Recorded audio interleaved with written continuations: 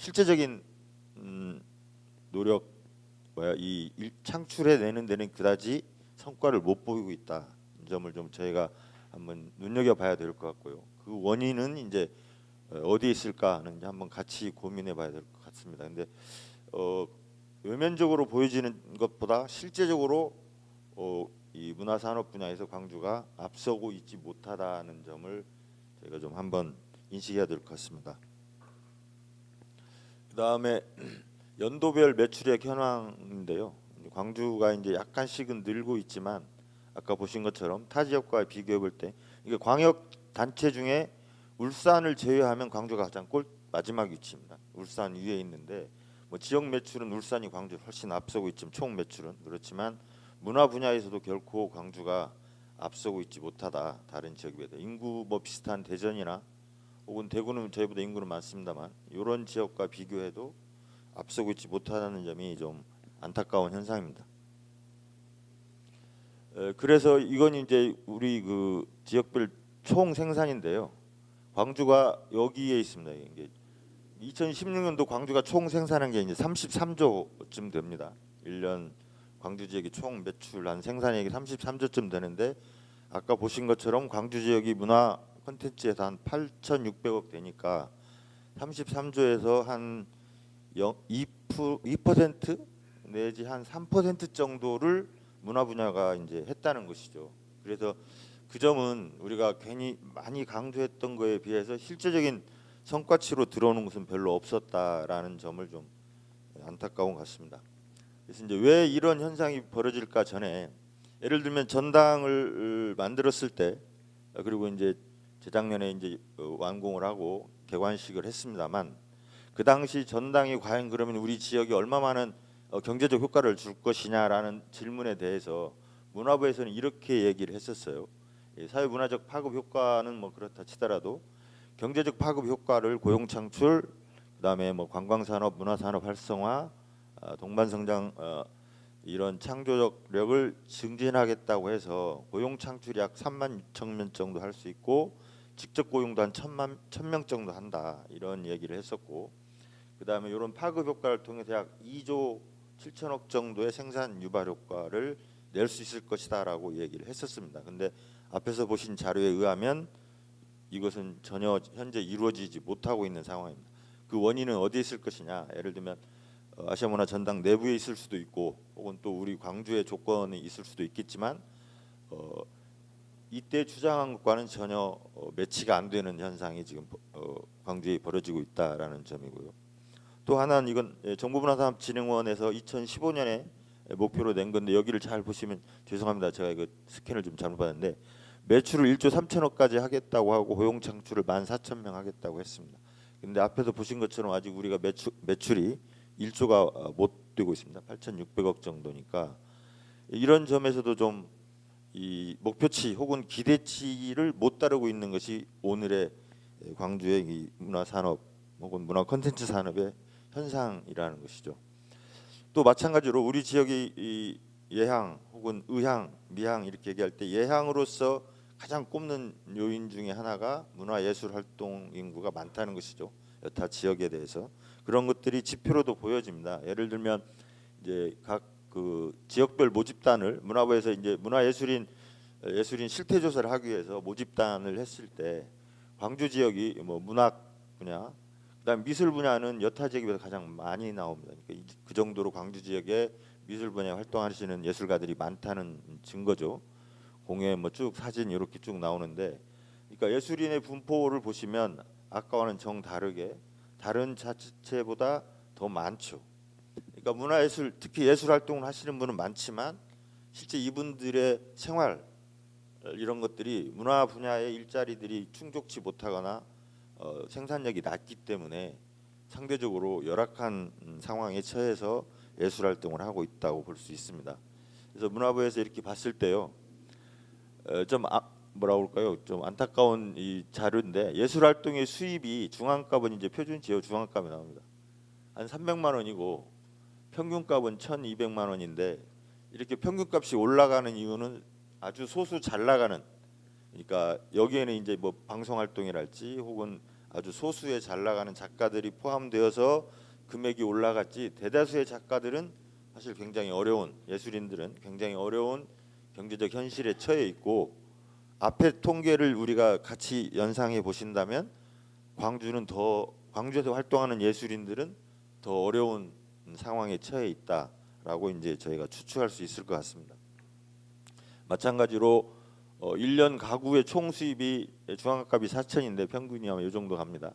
그리고 이제 아주 2천만 원 미만인 경우가 한 15%로 나오고, 높은 정도도 한 16% 나옵니다. 그러니까 예술인들도 굉장히 그 양극화 현상이 심한 상황이고, 광주 지역도 뭐 마찬가지일 것 같고, 광주 지역은 또 더 열악한 이런 상황에 처해 있습니다. 그래서 이제 특히 이제 예술인들이 이런 열악한 상황에 처한 이유는 다양하게 있을 수 있지만, 이것이 문화산업 발전에도 부정적 영향을 끼칠 수밖에 없다라는 것이죠. 이들이 좀 더 충족해야 생산자이면서 또 소비자 역할도 가장 많이 할 수 있는 건데, 예술인들이 풍족하지 못한 이 경제적 조건, 삶의 질의 문제 때문에 문화예술의 소비도 그렇게 크게 이루어지지 못하고 창조도 못 이루어지는 것이 아닌가, 이런 점이 좀 고민스럽습니다.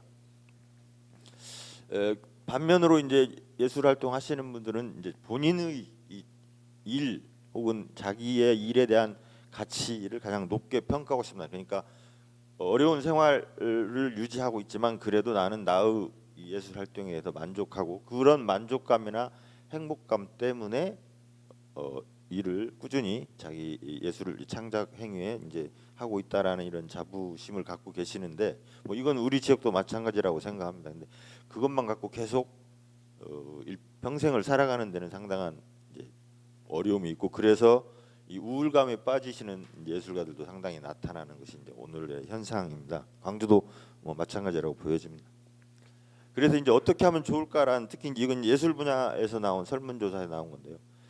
경제적 지원이 필요하다는 게 43%가 좀 높고 법률 및 제도의 정비가 필요하다라고 해서 이 지원 방안입니다. 근데 광주도 마찬가지로 이런 지원 방안을 하고 있지만, 광주가 이제 나중에 뭐 정책 분야에서 좀 더 논의해볼 필요가 있을지 모르겠지만, 광주만의 좀 더 독자적이고 좀 더 선진적인 어떤 예술인 정책이 적어도 이 시점에는 만들어져야 되지 않을까. 그러니까 전국과 비슷한 형태로 갈 게 아니라, 예를 들면 어떤 조례를 만들어서 예술인에 대한 어떤 좀 더 다른 분야에 대한 혜택을 좀 주고 활동을 할 수 있게끔 하는 것이, 말하자면 인적 자원 그리고 이른바 인적 자본을 풍요롭게 해야만이 이것이 산업화 가는 데 도움이 되기 때문에, 이런 정책들도 이제 앞으로 좀 고려해봐야 되겠다는 생각입니다. 그래서 왜 우리가 이제 이 문화 일자리를 만들기 위해서 우리가 어떻게 전망할 것인가, 미래를 놓고 볼 때 우선 앞에 보신 것처럼 생산력이 굉장히 낮습니다. 2% 내지 3% 정도뿐이 차지를 하지 못하고 있어요.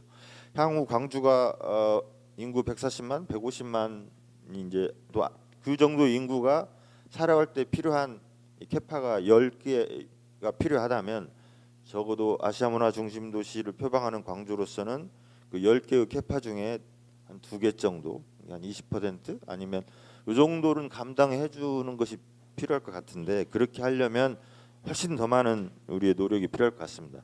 그러니까 생산력이 낮기 때문에 일자리도 현재는 굉장히 부족한 상황이고, 또 그러다 보니 이 예향의 전통을 계승하기 위한 후세대 양성이랄지 혹은 새로운 작품의 창작, 이것도 굉장히 어려운 현실에 놓여 있습니다.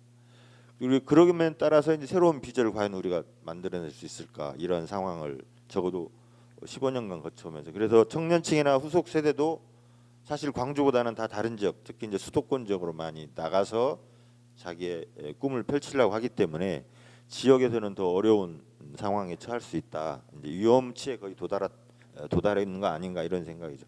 그래서 과연 문화 산업을 통해서 지역 경제를 얼마나 우리가 활성화시킬 수 있는 대안을 만들 수 있을까? 아까 적어도 한 10%에서 20% 정도를 캐파를 커낼 수 있는 것인가? 그리고 과연 꿈꾸는 문화도시라는 것이 정당하게 설정이 되어 있는가, 혹은 할 수 있는가, 이런 고민들을 갖게 되고요.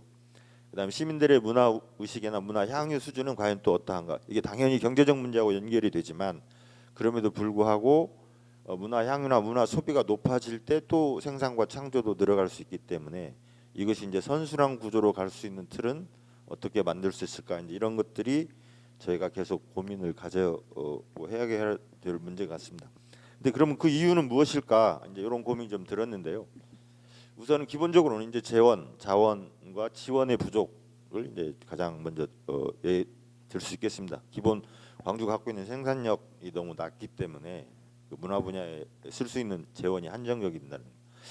그리고 한편으로 굉장히 우리가 외면적으로는 문화 중심 도시라는 걸 자랑하고 선전하고 있지만 실제 내면적으로는 그걸 밑받침하는 정책이나 제도가 정말 치밀하게 짜여져 있는가 이 점도 한번 저희가 고민하고 새롭게 한번 점검해야 될 부분이고요. 인력 및 인력 양성 시스템은 어떻게 되는가?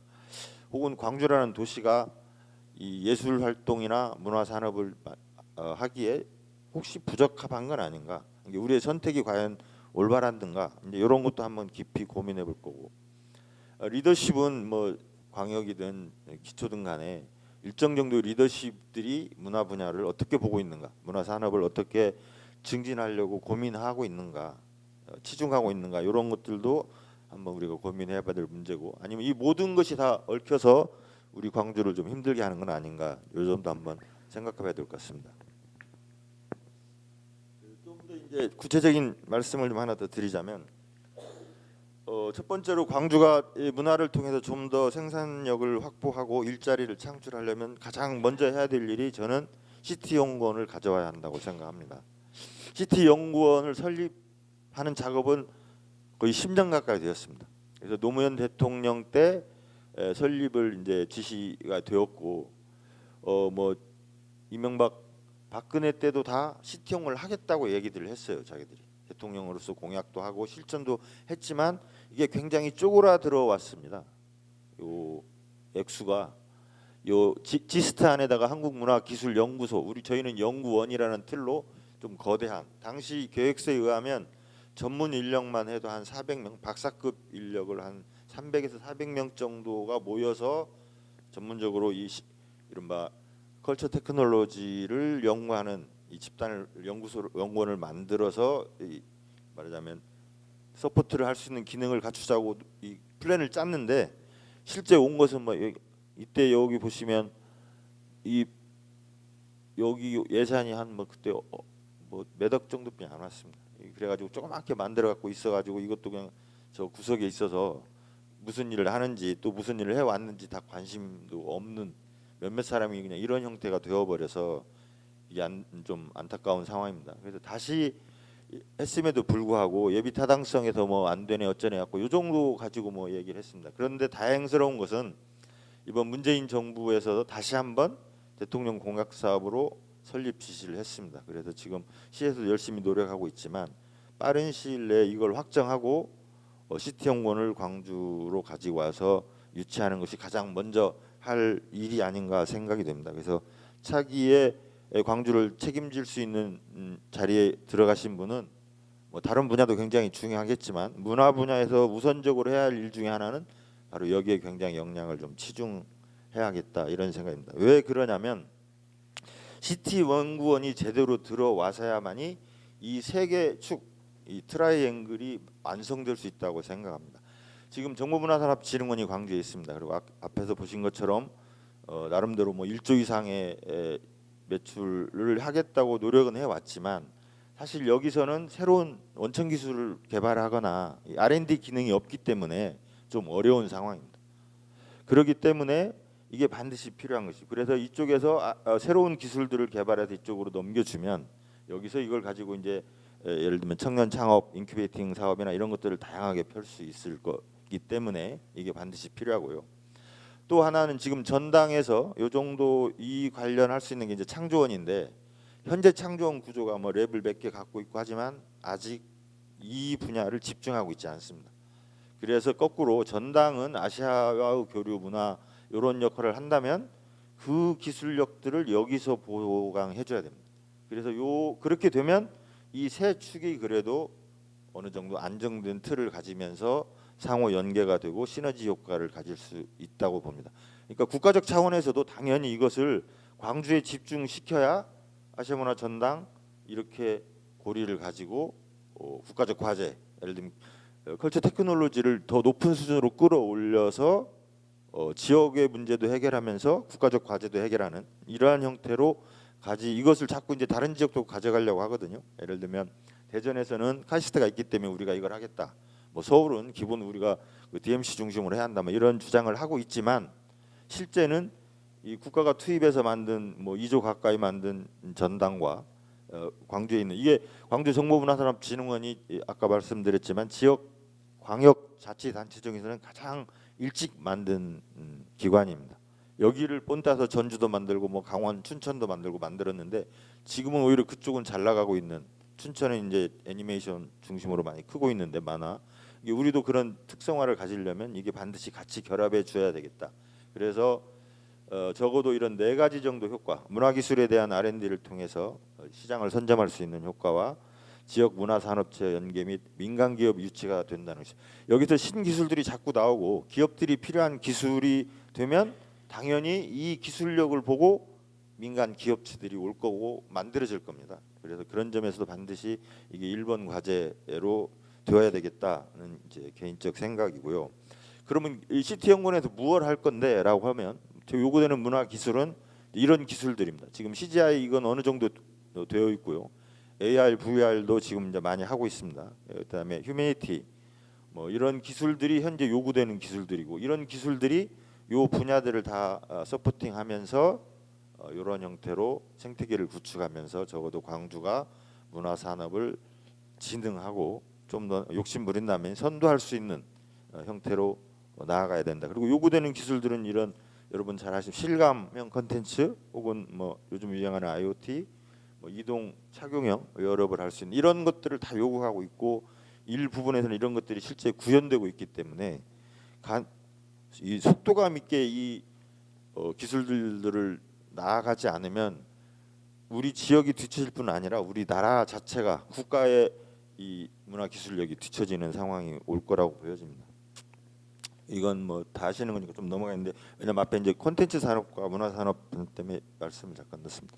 그래서 우리가 이런 기술력을 확보하면 문화나 문화 기술이 요 정도 예를 들면 영화나 음악이나 애니나 여기에만 해당되는 게 아니라 훨씬 더 광범한 형태로 퍼져나가는 효과를 갖습니다. 이런 분야가 다 이 기술력들을 요구하고 있는 분야. 그렇기 때문에도 이런 면에서도 반드시 CT연구원이 조속한 시일 내에 광주에 와야 한다고 저는 이제 생각합니다. 특히 이제 지금 CT연구원이 주로 이제 문화기술에 치중하고 있는데 이제 저는 여기다 하나를 더 덧붙이고 싶은 것은 다 보셨지만 아바타 같은 영화에서 그리고 있는 어떤 미래 사회 지금 이제 그 영화에 나오는 나비족들은 다 이 꼬리를 통해서 이 생명체끼리의 다 연계 관계와 소통 방식을 갖습니다. 지금은 저희가 무선으로 하지만 결국 앞으로 미래 가까운 미래는 이제 만물지능 통신망이 깔아진다는 것이죠. 말하자면 초연결 상황이 우리 미래의 사회이기 때문에 이러한 형태가 올 것이고 그 다음에 아마 인셉션 영화도 많이 보셨을 겁니다. 벌써 이 영화에서 거는 것은 이 타인의 꿈 속에 내 꿈을 집어넣겠다는 인간의 뇌 구조가 어떻게 되어 있고 그럴 때 다른 사람의 내 꿈을 다른 사람 꿈 속에 넣을 수 있을 때가 올 것이다 라는 점을 뭐 영화 보시면 비행기 타고 가면서 이 사람을 잠재워 가지고 이 사람 머리에 꿈속으로 침투해 들어가는 이러한 것까지 말하자면 구상을 하고 있거든요. 영화에서는 다른 영화들도 그렇습니다. 이런 영화는 로봇과 인간이 어떻게 교감할 수 있느냐. 그러니까 이 영화는 이 남자 주인공이 이건 이제 실제 동거하는 여인이고요. 정체가 없는 로봇을 사랑합니다. 그래서 인간을 사랑하지 않게 돼요. 인간보다 훨씬 로봇가 자기를 훨씬 잘 위안시켜주고 소통하고 대화하고 하는데 이 반전은 뭐냐면 이 이제 그녀라는 게 로봇거든요. 근데 그 로봇은 이 남자만 1대1 관계가 아니라 600명 이상과 연애를 동시에 하는 거죠. 이 여성 로봇은 이런 시대에 그러니까 감성 우리가 이제 지능은 AI 인공지능이 인간보다 뭐 이세돌 바둑에서 봤듯이 앞설 수 있지만 인간이 갖고 있는 영혼이나 감성은 AI가 침범하지 못할 거다고 생각해 오고 있는데 심지어 영화 속에서는 그렇지 않다. 향후 이 인공지능을 겸비한 로봇이 인간의 감성 부분까지도 들어올 것이다. 이 영화는 이게 이제 로봇입니다. 요 인간 로봇인데 이 로봇이 이제 자기가 사고하고 느끼고 감정을 갖기 시작하는 것이죠. 그래서 이걸 테스트하려고 실제 인간이 들어가는데 서로 사람과 관계 속 맺으면서 내가 로봇인지 로봇이 인간인지를 정체성을 혼돈하는 경지까지 갈 것이다. 이런 세계를 그린 영화입니다. 이제 이 정도를 영화 속에서 그린 미래가 뭐 가까운 10년 안에 만들어질 수 있을 것입니다. 그것 중에 하나가 잘 아시는 이 테슬라 요 머스크가 이런 일을 하려고 합니다. 인간 두뇌에다가 지금 쥐에다가 실험하는 건데 인간 대뇌에다가 전자 그물망을 집어넣어서 이 그물망에다가 지식 정보를 다 넣겠다는 거죠. 그러니까 예를 들면 제가 중국어과 교수인데요. 중국어를 가르쳐서 먹고 살아왔는데 이 전자지능망에다가 중국어를 다 집어넣는 거죠. 단어와 사전을 다 넣으면 굳이 중국어를 배우지 않더라도 내가 중국 여행 간다 하면 중국에 관한 모든 지식과 정보와 중국어를 자기 뇌에 집어넣으면 됩니다. 그래서 집어넣으면 중국에 가서 중국어를 할 수 있는 것이죠. 그러니까 이 인간 두뇌 속에 새로운 형태의 직접 이 컴퓨터 칩과 같은 것을 이 칩은 아니고 이런 이게 들어가면 쫙 퍼져가지고 이게 왜 가능하냐면 우리 뉴런 작용의 가장 미세 자극 이걸 규명해 내버렸거든요. 의학자들이. 그래서 어떻게 이 미세 자극이 정보를 전달해 주는가를 알아냈기 때문에 이렇게까지 할 수 있다라는 것을 지금 요 얘가 하려고 합니다. 그래서 제 개인적 입장으로 봐서는 이런 놈을 빨리 암살을 해버려야 우리가 중국어로 가르치고 먹고 살지 이 앞으로 큰일 나게 생겼습니다. 근데 얘가 이걸 하려고 하거든요. 그러니까 이제 이 무서운 시대가 오는 거죠. 이게 이제 로봇가 우리를 움직이는 시대까지 온다. 인간보다 로봇이 더 클 것이다라는 이제 상상의 이야기들입니다. 여기 보시 좀 먼데요. 그래서 유럽 연합에서는 로봇을 어떻게 대화할 것인가 향후 뭐 이런 법도 만들고 그런 상황인데 좀 더 비관적이나 아니면 좀 미래 보는 학자들은 이런 얘기를 합니다. 로봇의 고민 중에 하나가 뭐냐? 다음번에는 어떤 주인을 만나야 내가 좀 편하게 살을까? 이게 로봇가 고민한다는 거죠. 왜냐하면 인간 수명은 제한돼 있고 로봇은 뭐 거의 반영구적으로 사니까. 다음 또 심지어 로봇가 다음에는 고양이 대신 인간을 한번 키워볼까? 뭐 애완동물로 이런 시대가 올 수도 있다. 이제 이런 형태로 굉장한 그 미래를 이렇게 보고 있습니다. 그래서 이런 점을 감안할 때 우리가 CT 연구원을 유치하지만 거기에다 또 하나 첨가시키고 싶은 게 휴먼 테크놀로지를 우리가 봐야 된다고 생각합니다. 이런 미래가 결코 문화기술과 분리된 게 아니기 때문에 인간의 문제, 향후 인간이 어떠한 형태로 발전했을 때 인간들이 요구하는 기술은 무엇일까? 이것이 필요하다는 거예요. 특히 이제 근래 유행하는 이 4차 산업혁명 시대를 선도할 수 있는 이 4차 산업혁명의 가장 핵심은 이제 인간이 기술과 어떻게 만날 것인가, 혹은 인간이 어떻게 기술을 가지고 더 행복한 혹은 풍요로운 삶을 살 것인가에 고민을 하고 있습니다. 그렇기 때문에 그럼에 따라서 인문학 혹은 인문학 기반, 인간학 이런 형태에 기반한 문화 테크놀로지가 필요하다. 그리고 인공지능을 넘어서서 인간의 감성이나 두뇌나 심장까지 기술이 접근하려고 하기 때문에 CT만 강조해서는 곤란하고 앞으로는 이 부분까지를 CT 연구소가 감안해서 해야 되고 그걸 하겠다는 플랜들을 가지고 우리가 CT 연구원 유치에 노력을 해야 될 것 같습니다. 이게 이제 그럴 때 쓰는 요소 기술과 기술의 범위들입니다. 시간이 좀 많이. 그래서 이렇게 되면 이 아까 말씀드린 이 삼각 트라이앵글이 구축이 되면 또 다행히 광주가 좋은 조건이 한국문화예술위원회가 나주 혁신도시에 있습니다. 그리고 한국콘텐츠진흥원도 나주에 왔습니다. 그러니까 벌써 이 두 개의 국가기관 축이 와 있어요. 그다음에 여기는 광주문화재단입니다. 그래서 요 세 개의 축이 다시 밖을 쌀 수 있습니다. 그러니까 안에 핵심 축 세 개와 밖에 세 축을 싸고 이 6개의 축이 그려지면 민간 기업들이 충분히 올 것이고 문화예술인 그룹이나 기획 집단들도 충분히 예술위원회 재단과 하면서 일을 하는 영역을 넓혀나갈 수 있을 것이고 정부문화산업진흥원과 한국콘진이 엮어지면 청년그룹 문화예술 인큐베이팅하는 사업도 활성화될 수 있다고 보여집니다. 그래서 이런 형태의 생태계를 구축할 수 있겠다라고 보여지고 이런 형태의 생태계가 구축된다면 현재 50개의 일자리가 100개로 된다고 제가 그렇게 말씀은 못 드리겠지만 일자리는 지금 우리의 생각보다는 훨씬 많이 늘어날 수 있다고 보여집니다. 그러니까 이런 기관들이 직접 고용하는 인력은 제한되어 있을 수밖에 없지만 이런 형태에서 나오는 인력의 일자리들은 좀 더 많이 열어질 수 있겠다라고 생각합니다. 그 다음에 이제 그러면 아까 말씀드린 그 CT 연구원이 들어와서 할 수 있는 일이 구체적으로 뭐냐라고 했을 때 몇 가지 예시들을 하면 이제 이런 일들을 할 수 있는 것이죠. 호남권 문화 빅데이터 구축 이런 작업을 구체적인 사업으로 해내고 이 정도 되면 상당한 일자리들을 만들어낼 것입니다. 그래서 이른바 빅데이터 많이 얘기하니까요. 빅데이터를 어떻게 가공해서 이걸 공공화시키고 오픈소스로 제공할 것인가 이런 것들도 큰 사업으로 하나 할 수 있고요. 이게 이제 문화 빅데이터를 만드는 것이죠. 전체도 만들지만 그래서 문화 콘텐츠를 사용할 수 있게끔 제공해주는 작업 플랫폼을 만들 수 있겠고요. 좀 빨리 말씀드리겠습니다. 이건 같은 내용이고요. 그다음에 이제 지금 이런 작업을 전국 단위에서 하고 있거든요. 향토문화전자 대전 이런 데서 이렇게 하니까 광주도 혹은 전남도 이런 작업들을 같이 하면 적지 않은 일자리들을 만들 수 있을 것입니다. 그다음에 또 IP 아까 말한 CT 연구에서 할 수 있는 게 실내나 야외에 이 디지털 테마파크 이런 식으로 구축하는 작업도 할 수 있습니다. 이것을 이제 미국 뉴욕에서는 지난번에 작년인가 이것하고 3D 프린터를 결합시켜서 테마파크를 이렇게 구현하는 작업들을 해왔습니다. 그래서 이런 것도 할 수 있겠고요.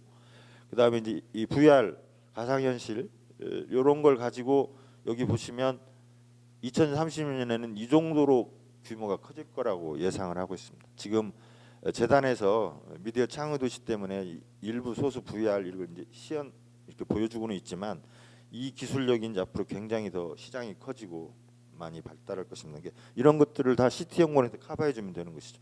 이런 것도 다 CT 연구원에 갖고 있는 작업들로 지금도 할 수 있습니다. 그러니까 이런 기술력들을 가지고 굉장히 다양하게 볼 수 있는 것이죠. 여기를 가지고 자기 핸드폰으로 집어넣을 수도 있고 뭐 현장에서 출력할 수도 있는 것이고 이런 작업들이 충분히 가능한 그리고 이게 다 구상이 되어 있기 때문에 좀 더 정확한 기술력들만 여기다가 서포트 해주면 이런 것들은 다 할 수 있습니다.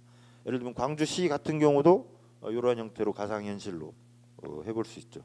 이런 것들이 다 우리가 충분히 해볼 수 있는 것들입니다. 이런 작업들을 하면 이 CT 연구를 통해서 하면 다양한 일자리를 만들 수 있습니다. 그래서 여기서 보시면 이런 그것이 되면 전당한테도 제공해주고 뭐 CGI 센터나 뭐 이런 형태로 다 이걸 해줄 수 있는 것입니다. 그래서 이런 일자리들을 만들어낼 수 있겠다 생각합니다. 그다음에 이제 클라우드 소싱은 말하자면 다 아시겠지만 이런 것들은 다 오픈해서 자기네 기업 활동에 참여하면 그 이익을 공유하는 것이죠. 그러니까 개인이나 소수의 경영자가 아닌 이 다수 대중의 집단 지성을 비즈니스 차원에 엮겠다는 것입니다. 이러한 작업들도 가능해질 것입니다. 이런 그 예가 그렇습니다. 죄송합니다. 너무 뭐 이것도 마찬가지죠.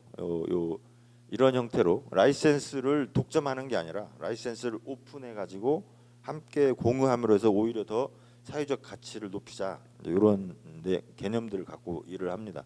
이런 사이트가 그런 얘기고요. 그 다음에 이제 웹 2.0에서 웹 3.0으로 바뀜에 따라서 여기로부터 또 만들어지는 다양한 일자리들이 이제 만들어질 수 있을 것입니다. 그러면 이제 광주는 어떤 도시를 만들 때 과연 이런 문화적 혹은 문화 일자리가 늘어날까라는 점을 한번 고민해 볼 필요가 있을 것 같아서 조금 다른 말씀을 좀 더 드리겠습니다. 그러니까 예전 시대는 종교 도시나 정치나 교육 이런 것 중심 그다음에 산업 중심으로 도시가 성장해 왔다면 이제 21세기에는 문화나 창의나 지식을 중심으로 도시가 성장할 것이다라는 예측들을 하고 있고요. 바로 이러한 것들이 이 사회적 공통 자본으로서 도시에 이런 것들이 필요하다라는 주장들입니다. 그래서 예전처럼 이 중심지 도시 체계에서 지금은 네트워크 형태의 도시 체계로 도시가 바꿔져 간다는 이야기고요. 그럴 때 이제 과연 광주는 무엇을 할 것인가 이제 이런 고민인데요. 무엇이 뭐 수도권 빼고요. 지방 도시의 미래를 결정할 것인가. 예를 들면 뭐 KTX 같은 이런 하드웨어 중심에서 지금은 이제 소프트웨어나 휴먼웨어 중심으로 가는 거예요. 그 도시가 얼마나 많은 지식 자본을 갖고 있는가. 그리고 그런 것들이 어떤 클라우드 원리에서 병렬적으로 발생하는 정보를 어떻게 네트워크를 통해서 집단화시켜서 정책화할 것인가. 이런 그러니까 돈 많은 도시가 물론 좋겠죠. 그러나 앞으로는 이 재무 자본보다는 지적 자본을 더 중시하는 시대가 오고 그렇게 오고 있기 때문에 광주도 이러한 지적 자본을 높이는 이러한 방향을 잡아야 될 것 같고, 그다음에 문화 자본을 당연히 높이죠. 물론 경제적도 중요하지만 문화예술의 어떤 소프트 파워, 전문 인력 뭐 이런 것들을 키워야 한다. 그리고 창의 자본, 말하자면 이 창조적 사고력을 개개인들이 갖지만 이 도시에서 어떻게 그걸 이루어질 것이냐. 예를 들면 상품은 내가 사기 때문에 자기 독점입니다. 근데 내가 가서 카페에 가서 커피를 마시는 것은 커피를 마시는 것도 하지만 한편으로는 그 카페의 분위기, 다른 사람과의 소통, 대화 이걸 생각하기 때문에 카페를 가는 거거든요. 그건 일종의 행위란 말이죠. 근데 이 행위는 공유의 구조를 갖고 있는 것이죠. 그러니까 독점적 이런 그 상품 구조에서 말하자면 행위를 통한 공유 구조 형태로 바꿔졌을 때 어떤 창의력이 높아간다는 것이고, 그런 구조로 이 도시의 경쟁력을 바꿔 나가자, 이제 이런 말씀입니다.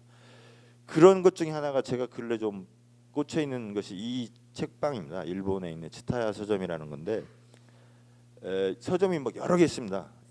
근데 재밌는 게 요 다케오 시라는 시입니다. 이게 일본에서요 1년에 100만 명 이상이 이용한 공공시설물을 3개 있다고 그럽니다. 하나가 동물원입니다. 두 번째가 미술관입니다. 그리고 세 번째가 시민이 5만 명뿐이 안 되는데 100만 명이 이용한 도서관. 이 시립도서관입니다. 이게 그 도서관 사진인데요. 이 도서관은 건축은 이 시에서 지었어요. 근데 운영은 공무원한테 안 맡기고 이 치타야 서점을 창업한 요 CCC라는 그 회사한테 맡겼어요. 그러니까 이런 형태로 갔다는 점만 말씀드립니다. 그래서 이거 왜 이러느냐? 이 시는 자기 시의 지적 자본, 지적 능력을 향상시키려고 하는 것이죠. 이것이 우리 시를 성장시킬 수 있다고 생각하기 때문에 그렇습니다. 그걸 만든 사람이 이 사람인데요. 좀 그렇습니다. 그래서 광주도 좀 이러한 고민을 해봐야 될 것 같고, 이런 고민을 우리나라도 합니다. 그래서 이건 아마 코엑스에 있는 도서관 가보셨을 겁니다. 여기 도서관이고 다음에서 만든 그린 도서관입니다. 아니 다음이 아니라 네이버에서. 그리고 현대카드에서 이런 것들을 만들어요. 미디어 랩, 이건 푸드랩, 쿠킹 랩인데요. 쿠킹 라이브러리라고 해서 여기에 가면 온갖 요리에 관한 책이 다 있습니다. 세계 각국의 것이 다 있고 이것을 여기서 실험할 수 있습니다. 그러니까 서점이나 이런 라이브러리가 그냥 책만 보는 게 아니라 그 전문 분야의 지식과 그걸 액션을 통해서 해볼 수 있는 형태의 구조로 갑니다. 건축 이걸 다 현대카드가 만들어 놓은 것들 이렇게 만들어 가고 있기 때문에 이제 이런 점들을 보는 것이죠. 그래서 광주가 자동차 100만 대 도시를 만약 지향한다면 그냥 한 게 아닌 반드시 문화를 접속시키자는 거예요. 이것은 도요타가 도쿄시에다 만든 것입니다. 그래서 자동차인데 이건 요것만 말씀드릴게요. 이게 영화인데 이 자동차가 등장했던 영화를 감상하게 하는 거죠. 이런 형태로 결합을 해서 고객들을 만족시키는 거고요. 이것은 뮌헨에 있는 BMW 회사인데 흥미로운 것은 이 자동차만 전시하는 게 아니라 요 패션까지 다 합니다. 옷도 팔고 신발도 팔고 고급 음식점도 있고 카페테리아도 있습니다. 이게 한 곳에 있어요. 그러니까 이 젊은 어린아이부터 어른들까지가 다 여기 와서 놉니다. 그러니까 뮌헨이라는 도시를 얘네가 다 먹여 살리는데 이런 형태의 구조를 갖는 거예요. 그러니까 광주도 어차피 기아차가 있기 때문에 이런 것들 하나 만드는 것이 필요하다 이런 생각을 합니다. 그래서 앞으로 저희가 이런 시티연구원을 조속히 유치할 필요가 있겠다. 그다음에 이런 시립이나 구립 도서관을 좀 더 아까 말씀드린 그런 형태로도 광주의 전체적인 지적 자본을 높이자. 그리고 이런 자동차 문화 같은 걸 하나 건설을 해서 어떤 학습 공간이자 오락 공간을 좀 더 만들어 보자. 이런 것이 제 말씀입니다. 좀 이야기가 길어서 죄송합니다. 이걸로 마치겠습니다.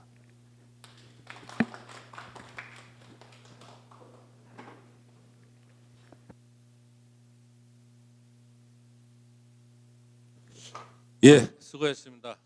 방대한 분량의 문화산업 관련 내용을 압축해서 발표해 주신 것 같습니다.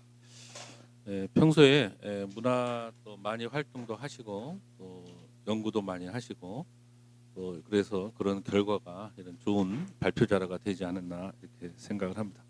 아까 뭐 박수를 2번 받으셨습니까? 넘어가겠습니다. 예, 나중에 이제 끝내서 받기로 하고. 자, 그러면 우리 좋은 발표를 들었고요. 그럼 오늘 지정 토론에서 먼저 우리 김용기 교수님께서 발표를 해주세요. 시간은 한 10여 분 내외 정도로 주시면 되겠습니다. 예. 예, 안녕하십니까, 김영기입니다. 예, 우리 김아림 교수님 바쁘신 가운데도 발표를 꼼꼼히 잘 해주셔서 잘 들었습니다. 많이 배웠고요. 또 뭐 제가 지금 발표하신 내용을 뭐 중원부원에서 다시 설명할 필요는 없을 것 같고요. 한 가지 강조한다고 하면 지금 발표하셨던 그런 주요 내용 중에 하나가 한국문화기술연구원을 설립을 하자라고 그 얘기를 했었는데, 다시 한번 강조해 드리자고 하면 이 한국문화기술연구원의 설립에 관한 것들은 단순하게 뭐 시가 나서서 한 것도 아니고 또는 문체부가 나서서 한 것도 아니고 대학이 나섰던 것도 아니고 지역사회, 광주 시내에 당시에 2007년도에 25개의 시민사회 단체가 모여서 문화도시협의회를 중심으로 해서 뭐 설립추진위원회를 구성해서 만들어진 것이 지금 2013년도에 광주과학기술원의 한국문화기술연구소가 설립되었던 것입니다. 근데 이제 설립했을 때는 아까도 뭐 잠깐 언급이 됐습니다만은 2020년까지 최소 1,300억 정도를 투자를 해서 약 500여 명을 연구원을 고용하는 그런 연구소를 하기로 했었으나, 아시다시피 이게 이제 대학으로 들어가면서 그것이 대학 내의 연구기관 중에 하나로 이렇게 되면서 지역사회 발전과 연계성이 없어져 버린 것이 아닌가. 그래서 어떻게 보면 시민사회 열망과 유리된 형태로 진행되지 않았는가. 그래서 지금이라도 지금 얘기가 나온 김에 이런 한국문화기술연구원을 국가 차원의 정책으로서 아까 말씀하셨던 CT와 HT, 휴먼 테크놀로지를 합하는 그런 국가 정책을 선도하는 그런 연구기관으로 발돋움할 수 있도록 광주시의 강력한 리더십이 필요한 시점이 아닌가 그런 생각을 합니다. 그리고 두 번째로는 지금 전당, 이제 문화중심 도시 조성 사업의 핵심 사업 중에 하나가 전당인데, 과연 전당이 무엇인가? 지금까지의 전당은 문화체육부의 뭐 하부기면서 장소만 광주에 차지했던 것은 아닌가. 그래서 향후 누가 시장이 되시려는 모르겠지만 광주 시민사회와 밀접한 연관을 갖는 광주 문화 발전을 선도하고 광주 시민들의 문화 향유를 확산시키는 데 기여하는, 그래서 전당의 정체성을 확실하게 정립하는 그런 계기가 됐으면 좋겠다 그런 생각을 해보고요. 지금 발표에서 정확하게 이렇게 언급은 안 돼 있습니다만은 문화중심 도시 핵심 사업 중에 하나는 7대 문화권 사업이었습니다. 그래서 2023년까지 약 1조 1,188억을 투입을 해서 문화전당의 효과를 도시 전체로 확산하고자 하였으나, 지금은 2016년도까지를 보자고 하면 약 14.5% 예산밖에 진행이 되지 않고 있습니다. 예를 들어서 거의 뭐 고사 상태에 있다고 볼 수 있는데, 이런 것들을 뭐 부활하거나 활성화할 강력한 그런 리더십이 필요하다라는 말씀을 드리고요. 그리고 이제 저희 전공과도 관련돼 있는데,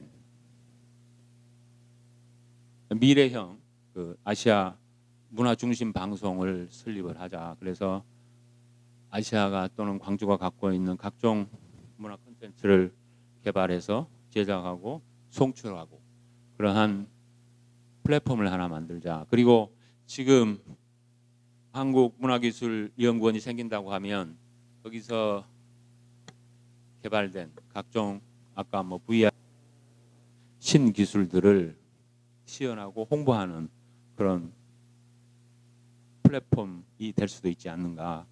물론 이제 전에도 뭐 이런 주장들을 해서 뭐 일부 설립에 대한 제안서를 뭐 전북 어디선가 한 걸로 알고 있는데 그런 것이 지금 실천이 되지는 않았는데 지금 이제 미래형 그래서 아까 가상현실 뭐 기반으로 한다든가 그러한 아시아 문화 중심 방송이 설립된다고 하면 아마 뭐 200명 이상의 엄청난 고용 효과도 가질 수 있을 것이고 지역에 또는 아시아의 문화 콘텐츠를 개발하고 제작하고 송출하고 아까 얘기한 그런 기술들도 시연하고 홍보하는 그런 플랫폼이 될 수 있을 것이다 라는 의미에서 아시아 문화 중심 방송 설립을 다시 한번 제안합니다.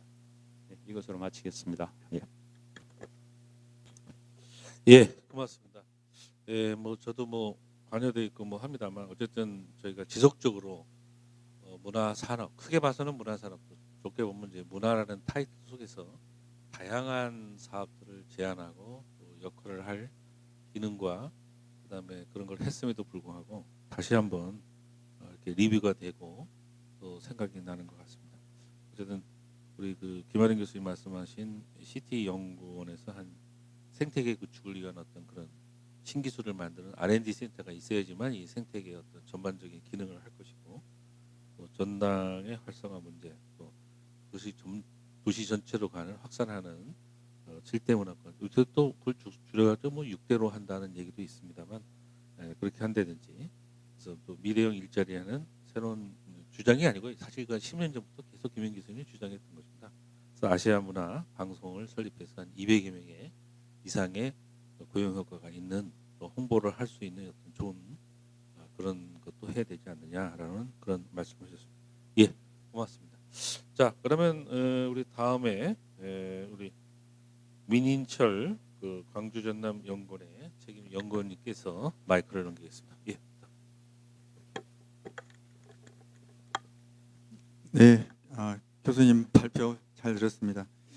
그 발표를 이제 들으면서 느꼈던 게 상당히 많은 이제 영역을 다루셨고 그리고 이제 그 일자리 창출을 위한 여러 가지 그 좋은 제안을 주셨습니다. 그래서 이제 그 핵심 내용을 보면 문화산업 분야 일자리 창출을 위해서 문화기술연구원 조속한 유치가 필요하고 그런 어떤 이제 그 유치뿐만 아니라 지역의 지적자본 확장을 위한 그런 거점 시설 조성도 상당히 필요하다 이렇게 말씀하시고 그리고 이런 어떤 미래 사회를 준비하고 직접 이제 그런 어떤 창의적 아이디어가 발현될 수 있는 구성 이런 것까지 이제 고민할 부분이 아니냐 이런 그 생각을 하게 되고 그래서 저는 그 와닿는 게 그 꿈꾸는 문화도시인가 그 전에 희망준비위원회 그때 이제 만든 그 말인데 과연 우리 광주가 문화도시 조성을 위해서 어떤 것을 했고 어떤 준비를 해왔는지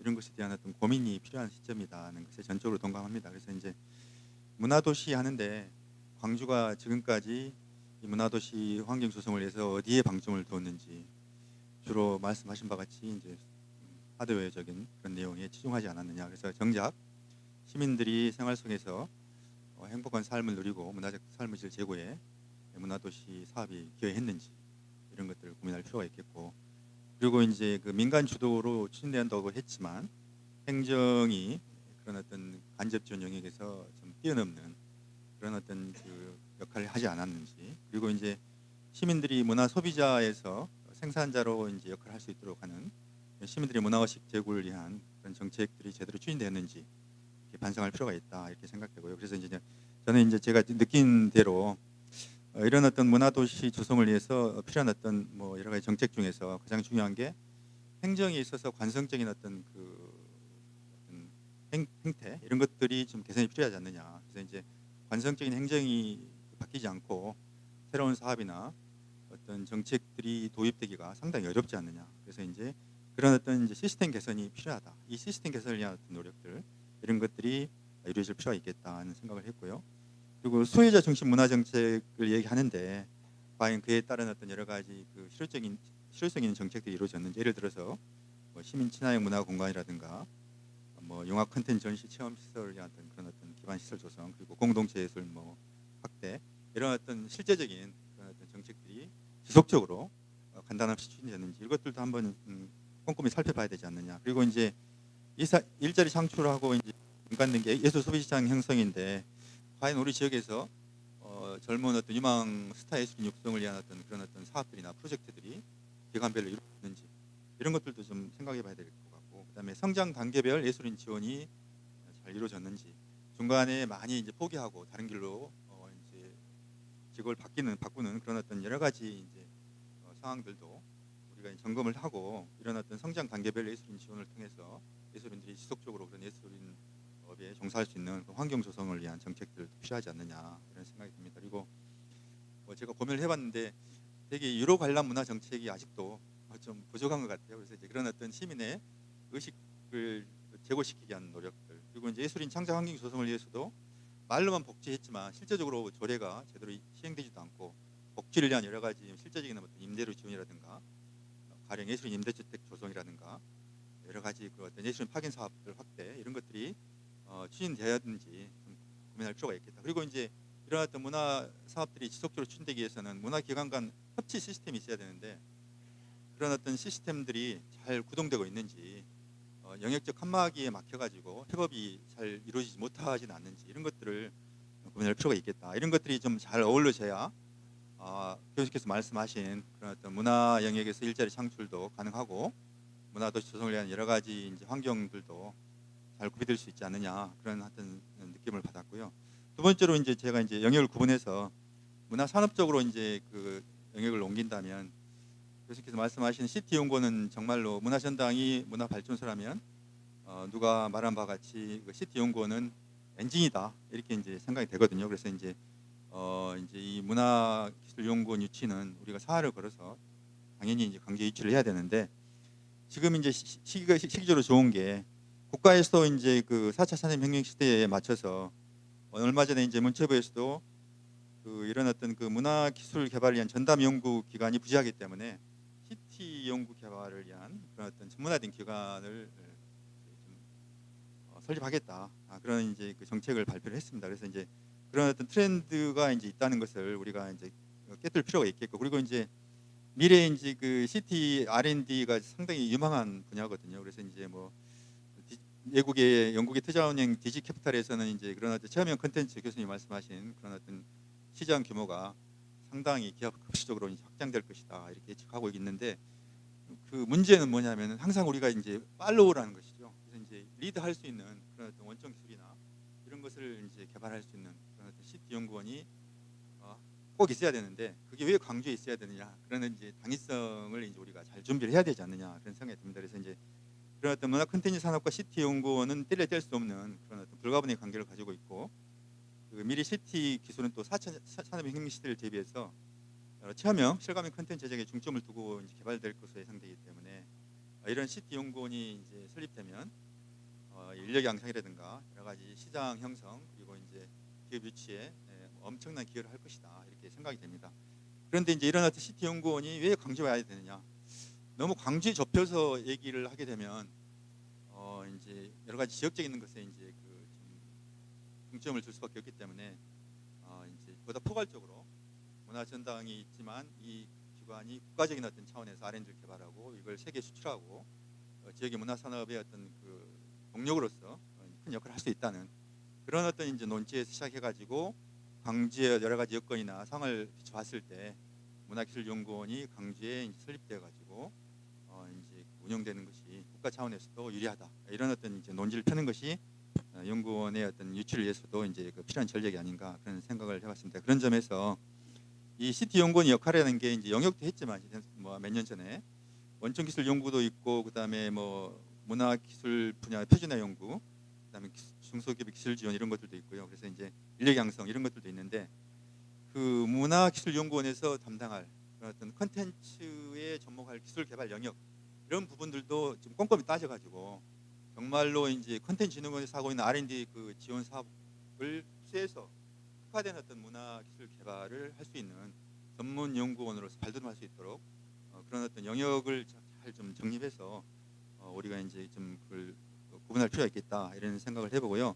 그리고 교수님께서 말씀하신 문화전당하고 이제 뭐 성암산단 그리고 이제 혁신도시의 문화기관이 상호 협력할 수 있는 그런 어떤 이제 여건도 있거든요. 이 부분도 상당히 유리한 그런 요소라고 생각합니다. 그래서 혁신도시의 뭐 문화예술위원회나 콘텐츠진흥원 그리고 광주광역시의 뭐 이제 정보원 산업진흥원이나 송암산단 그리고 지역 혁신기관을 할 수 있는 뭐 문화전당 유관 이제 기관들 이런 기관들이 이제 잘 있기 때문에 잘 이 기관들 협업할 수 있는 그런 협업 체계가 가능하기 때문에 이런 부분들도 문화기술연구원이 이제 우리 광주에 온다면 큰 어떤 그 시너지 효과가 나타날 수 있지 않느냐 그런 어떤 차원 교수님께서 말씀하신 그런 어떤 내용에 전적으로 동감을 하고 제가 이제 가장 그 좀 아쉬운 게 시 정책이라는 것이 그 어떤 고정화된 패턴이 있어가지고 새로운 사업을 또 집어넣기 힘들고 새로운 어떤 비전을 집어넣기가 상당히 힘든 그런 어떤 그 형태가 많고 그다음에 중장기적으로 어떤 비전을 세우고 추진을 해야 되는데 단기적인 사업에 매몰되다 보니까 그런 것을 그리지 못하는 그런 한계가 있기 때문에 그런 점을 좀 일깨우고 그런 것을 좀 우리가 이제 좀 지적하고 이제 나가야 되지 않느냐 그런 그 고민들도 좀 많이 필요하다 이런 생각을 해봅니다. 이상입니다. 예, 고맙습니다. 예, 현업에 계시면서 또 연구를 하시면서 느꼈던 그런 내용들을 아주 짧은 기간이지만 짧은 시간이지만 이렇게 말씀해 주시고 또 제가 뭐 특별히 요약하는 거 아니지만 크게 봐서는 일단 이전에 우리가 하고 있던 어떤 시스템을 좀 바꾸는 체질 개선이 좀 필요하지 않느냐 그래서 다양한 말씀을 해주셨습니다. 지금 현재 이 마당에서 저희가 무엇보다 가볍게 할 수 있는 것은 좀 그런 게 아닌가 개인적으로 저도 좀 생각을 해봅니다. 또 하나 이제 문화산업의 CT 연구원은 저희가 진짜 그 형식적이라고 하면 표현적인 어떤 이런 시설이나 기관들은 있는데 CT 연구원 없이는 진짜 문화산업 발전하는 것은 영원하고 저희가 자동차 마찬가지로 엔진을 만드는 그런 거 없이 그냥 껍데기 오는 장치 산업에 좀 불과한 게 아닌가 개인적으로 저도 이렇게 생각을 합니다. 그래서 CT 연구원을 저희가 꼭 유치해야 되고 또 확대해야 되고 기능을 또 발전시켜야 되는데 마지막으로 이제 그 부분에서 우리 운 연구원님께서 진짜 그걸 연구해서 타당성, 당위성이 좀 뭐냐 그걸 우리가 좀 더 깊이 있게 숙고하고 또 영역이나 다른 기타 분야에 대해서 다른 데 설득할 수 있는 논리 또 플랫폼을 만드는 그런 것이 좀 필요하지 않느냐는 아주 그 실무를 하시고 또 연구를 하시면서 느꼈던 말씀을 해주신 것 같습니다. 그다음에 또 마지막에 더 중요한 것 같습니다. 우리 시 정부에 대해서 중장기적 어떤 그런 비전도 보이지도 않고 너무 사업들이 리지드하게 고정되어 있으니까 새로운 거를 집어넣고 하면서 이렇게 발맞춰 갈 수 있는 그런 것이 현재는 좀 보이지 않느냐라고 해서 아주 꼭 집어서 저희한테 좋은 말씀을 해주신 것 같습니다. 예, 감사드립니다. 자, 그러면 우리 이렇게 교수님이나 또 연구했던 분들의 어떤 말씀을 들었습니다만 우리 현업에서 실제로 예술 활동과 문화에 직접 관여 직업으로 갖고 또 활동하시는 우리 윤만식 선생님께서 말씀해 주시도록 하겠습니다. 예. 마이크 그쪽에 있나요? 안녕하세요. 여기 전부 다 학술적으로 연구하신 분들 앞에서 저는 그 공연 예술을 한 사람으로서 말씀하기가 좀 힘든데요.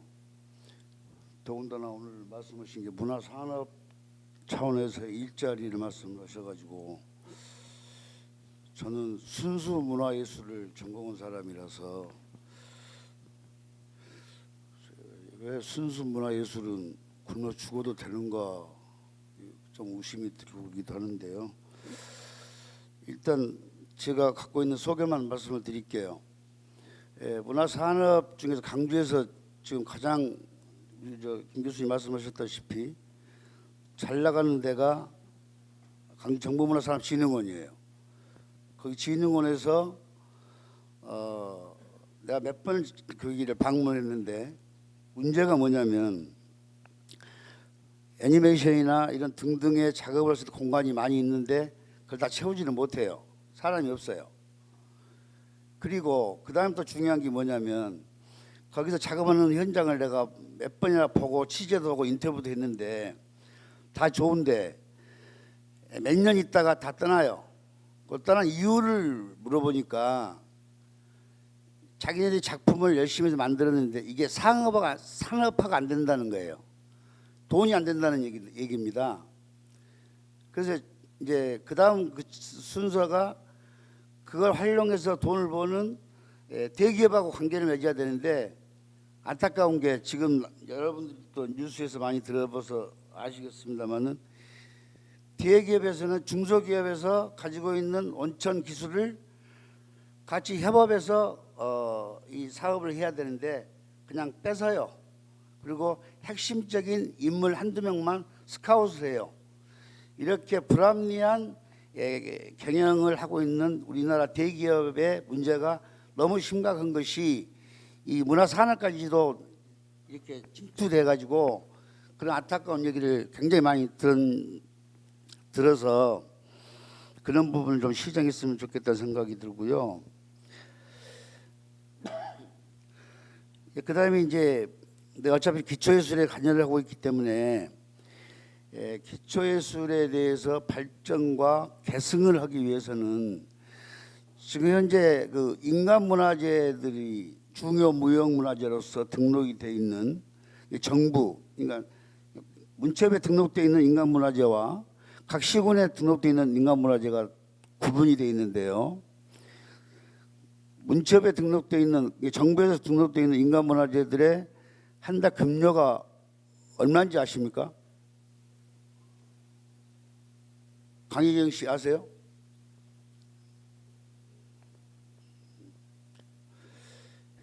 우리 지금 최저임금도 받지 못할 정도로 120~130만 원인가 받았는데 좀 올라서 150만 원 미만 받고 있어요. 그런데 이제 끊어질 만한 그런 기능을 가지고 있는 기능을 배우려고 하는 이수자나 전수자들은 100만 원도 못 받아요.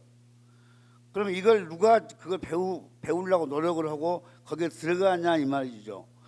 그러니까 저는 안타까운 게 그것 때문에 그런지 모르지만 문체부에서는 그거 전부 다 체력을 했어요. 우리나라 인간문화재들이 작업한 거 무형문화재, 유형문화재 전부 다 체력을 해서 이제 나중에 이제 그걸 가지고 이제 끊어지면은 사람들한테 가르치려는가 어찌란가 모르겠습니다만은 곧 끊긴다는 얘기예요. 그래서 안타까운 게 요즘 그 취직도 별로 안 되고 그래서 자기 자식들 2세들한테 그걸 가르치는 거예요. 꼭 그렇지는 않지만 예를 들어서 재작년에 진달리부 그 강주 시민상 문화예술상 받았을 때 제가 심사위원을 했습니다만 우리 이민철 박사하고 그분이 지금 하신 분이 3대째 하고 있어요. 백운동에서 지금 배우고 있는 사람이 자기 아들이에요. 4대째 지금 이어가고 있어요. 이렇게 지금 집안에서는 가계로 해서 이어지는 이런 부분들이 엄청나게 많다는 얘기예요. 그래서 이제는 좀 이제 우리나라 경제 이제 12위권이 된 대국이니까 그런 인간 문화재들한테 최소한의 생계를 유지할 수 있는 급료를 줘가지고 거기에 배우러 온 이수자나 전수자들한테도 충분히 생활할 수 있게끔 해가지고 사라져가는 우리의 중요한 무형문화재나 유형문화재를 보존하고 계승해야 한다는 그런 생각이 듭니다. 그리고 이제 공연예술 쪽에서 제가 강주에서 이제 지금 말씀을 하시니까 그러는데 지금 오셔서 이제 광산구에서 그저께 임진택 씨가 인상홍가를 판소리를 했어요. 그냥 성공적으로 했는데 저는 이제 그게 안타까운 게 여기 좀 이 자리가 일자리 창출을 하는 얘기인데 그렇게 해갖고 한 5~6명 거기 이제 새끼광대랑 같이 해서 이렇게 한 것보다 물론 그 임진택 씨도 이제 그 생각하고 있을 것입니다만은 앞으로 창극을 할 계획일 거예요. 창극을 하면 등장인물하고 악사들하고 하면은 한 30~40명이 돼요. 이런 작품들 그다음에 또 엊그제 얘기했던 푸른솔 합창단에서 했었던 뭐 빛의 결혼식이라는 뮤지컬을 했는데 그 뮤지컬은 좀 배우들이 아니고 합창한 사람들이 해서 좀 실력이 없어서 좀 안타깝지만 이걸 제대로 작품을 만들어서 제대로 한 작품을 만들면 한 악사들까지 코러스까지 합치면 한 4~50명은 되는 이런 작품이 되거든요. 근데 이런 강주를 주제로 한 5.18을 주제로 한 작품들을 상시 공연을 할 수 있는 이런 공간과 이런 팀들이 있다면 이것도 충분히 일자리가 되지 않겠느냐 이런 생각을 해봅니다. 그리고 이제 오늘 우리 김 교수님께서 말씀하신 것이 제일 중요한 게 두 가지인데요. 이러한 재반 문제들이 재원에 부족하고 아까 제가 말씀하신 정책과 제도의 미비입니다. 그래서 이런 것을 어떻게 보완하고 행정부 쪽에서 얼마 정도 대치할 것인가 이런 문제가 있고, 그다음에 이제 말씀 나오신 김에 CT 연구소 얘기를 하셨는데 안타까운 게 CT 연구소에 문화와 기술이 있는데 거기에 기초 문화에 대해서는 전혀 언급이 안 돼요. 그래서 이런 부분도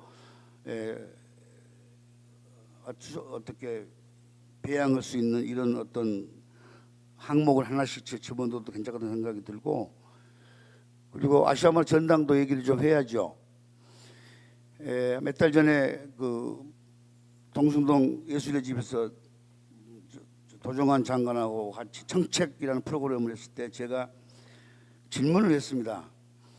이명박 정권하고 박근혜 정권이 들어서서 축소된, 솔직히 말씀드려서 쪼그라든 예산과 인적 자원을 어떻게 하실 겁니까? 했더니 자기가 아시아문 전당이 지금 정상화되면 그 원래대로 있었던 인원하고 예산 배정을 원래대로 해놓겠다고 약속을 했어요. 그래서 그걸 기대를 한번 해보고 그리고 이걸로 마치겠습니다.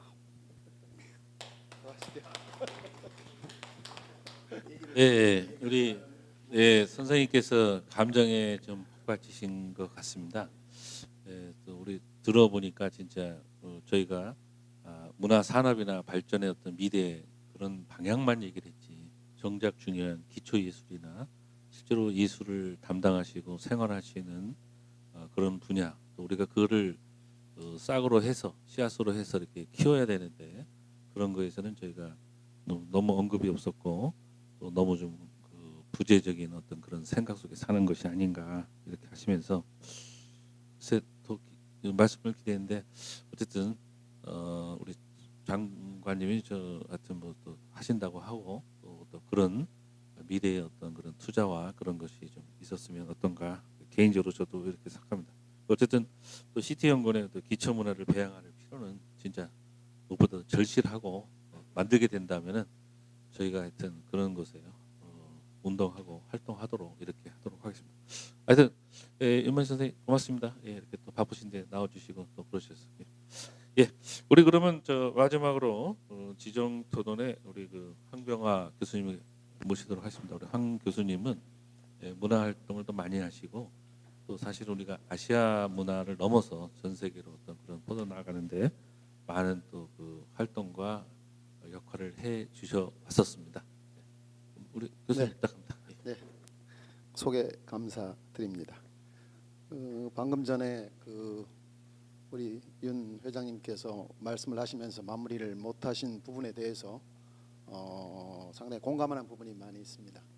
작년 5월달 대통령 선거가 끝나고 문재인 정부가 광주의 문화 정책을 위해서 아시아 문화 중심도시 2.0이라는 그러한 정책을 발표했었고, 그 정책을 발표한 이후에 광주의 문화계는 문재인 정부가 들어섰으니까 광주의 그 문화 지형이 노무현 대통령 시절의 지형으로 다시 회복할 것이다. 빠른 시일 내에 회복될 것이다라는 그런 기대를 상당히 많이 가졌었는데 벌써 10개월이 지났지만 ACC 전당장 제대로 뽑지 못하는 이러한 상황이 벌어지면서 과연 믿어도 될까라는 그런 퀘스천을 가지지 않을 수 없는 상황이 지금 도래를 하고 있습니다. 그래서 윤 회장님의 이 복받친 그러한 이 어떤 감정 표현에 대해서 저는 충분히 이해를 할 수 있을 걸로 생각을 합니다. 김아림 교수님 오늘 발표 잘 들었습니다. 먼저 저는 김아림 교수님께서 말씀하신 문화 생태계 구축과 관련해서 문화와 관련된 일자리 창출과 문화 생태계 구축과 관련해서 어떤 연관성이 있으며 이 문화 생태계 구축이 과연 광주의 현실적인 문제로 대두되고 있는 문화예술 관련 일자리 창출의 현 주소, 현재를 어떻게 바꿀 수 있을지에 대해서 한번 먼저 말씀을 드리고 제 얘기로 들어갈까 합니다. 김 교수님께서 말씀하신 문화 생태계 구축은 매우 이상적인 구도라고 생각을 합니다. 그런데 문제는 CT 연구원도 마찬가지고 이러한 생태계가 제대로 구축되기 위해서는 시간이 상당히 많이 소요된다는 것이죠. 시간이 많이 소요된다는 것은 지금 현실적으로 급한 어떤 일자리 창출, 특히 문화예술과 관련된 광주에서의 일자리 창출에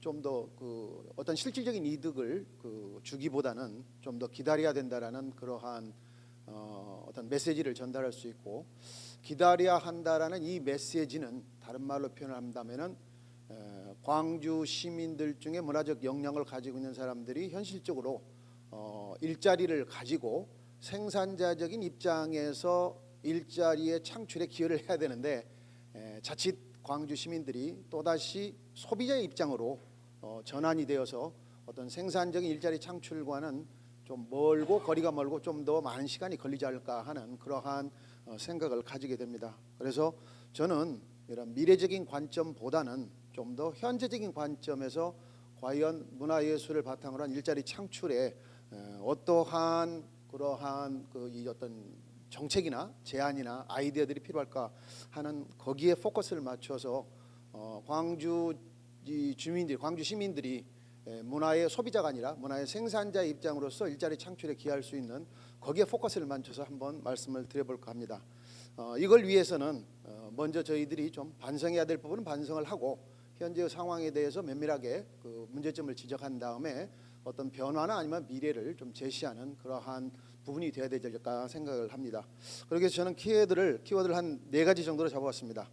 첫째, 단체보다는 개인에 저는 포커스를 좀 맞추고 싶고, 그 다음에 두 번째로는 김 교수님께서 말씀하셨던 지식자본, 문화자본, 창의자본의 공간에 대한 말씀을 하셨습니다. 공간, 자동차 박물관, 자동차 문화관, 그 다음에 도서관의 어떤 공간적인 개념을 말씀하셨고, 이 부분을 한번 좀 짚어봐야 될 것 같고, 그 다음에 세 번째로는 소위 말하는 홍보 분야, 홍보. 아까 우리 이제 민 박사님께서 말씀을 하신 걸로 알고 있는데, 광주가 지금까지 이루어 놓았던 문화 산업이나 문화에 관련된 아웃풋을 제대로 홍보하고 제대로 대외적으로 알릴 수 있는 그런 기회들을 적극적으로 가지지 못한 것 같은 그런 생각이 들어요. 그래서 지금까지 이룩해 놓은 문화예술적인 업적이라도 생산성이 있는 경우에는 좀 홍보를 적극적으로 해야 되겠다. 그래서 홍보를 적극적으로 하기 위해서는 우리가 자체적으로 어떤 플랫폼을 구축할 수 없다면 기존에 구축되어 있는 플랫폼으로 좀 올라타는 것도 좀 가능한 방법일 것 같다.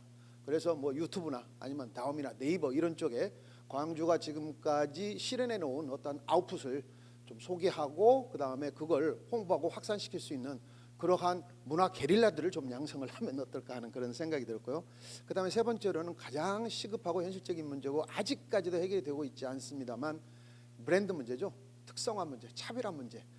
광주의 브랜드 가치를 높일 수 있고 광주를 특성화 차별화하기 위해서는 어떠한 그런 아이디어와 제안들이 필요할까, 이런 부분에 좀 포커스를 맞춰서 좀 말씀을 드리고자 합니다. 먼저 서론이 좀 길었는데 이 세 분의 발표 내용을 듣다 보니까 생각나는 용어가 하나 있습니다. 소위 말하면 젠트리피케이션이라는 용어가 있는데, 젠트리피케이션이라는 용어가 지금까지는 도시 재생이나 아니면 재래시장의 개발에서만 나타나는 현상인 줄 알았는데 문화계에도 이미 널리 만연된 그런 용어가 아닌가라는 그런 생각이 들어서 좀 이런 부분들을 어떻게 타파할 것인가 하는 것도 저희들이 조금 고민을 해야 될 문제가 아닌가 생각을 합니다. 김 교수님께서 미래를 바라볼 때 왜라는 그러한 질문을 하셨었고 여러 가지를 고민을 하면서 그러면 현재에 대한 반성부터 한번 해보자. 도대체 상황이 어떻게 되는지 해서 사실은 오늘 아침에 저희 대학의 일자리 센터를 한번 방문을 했습니다. 그래서 일자리 센터에서 문화예술에 관련된 취창업 아카데미가 도대체 어떤 상황이냐, 얼마나 있느냐 하고 제가 일자리 센터 팀장님한테 물어봤습니다. 전무였습니다. 전무. 그러니까 대학의 가장 하부적인 기초 단위에 있는 대학에서 문화예술에 관련된 취창업 프로그램이나 아카데미가 전무하고 있다는 것은 문화예술을 통해서 일자리를 얻을 수 있는 가능성이 그만큼 굉장히 요원하다는 그러한 하나의 반증이 아닌가 생각을 했고요. 그럼 주로 어디에서 그러한 취업 정보나 아니면 일자리 정보를 얻느냐 물어봤더니 대학의 일자리 센터에서 학생들이 상담을 했을 때 설명해 줄 수 있는 그러한 정보나 자료들이 극히 제한적이고 한정적이기 때문에 주로 이들도 워크네트나 인트라네트 그다음에 사람인이라는 그런 일자리 구직 웹사이트를 이용한다는 그런 얘기를 듣고 아까 협치를 말씀하셨지만 대학과 문화 관련 단체와 지자체와 구청 단위의 어떤 문화예술에 관련된 일자리 창출을 위한 이런 협치와 어떤 네트워크 구성, 소통이 굉장히 중요하구나. 이게 없으니까 대학 자체 내에서도 일자리 센터라는 센터를 만들. 이건 조선대학만 있는 것이 아닙니다. 전남대도 있고 호남대 있고 동신대 있고 다 있습니다. 광주대학도 있고. 그럼에도 불구하고 문화예술 관련된 취창업 아카데미가 거의 전무한 형편이구나라는 그런 현실적인 어려움을 제가 느꼈고요.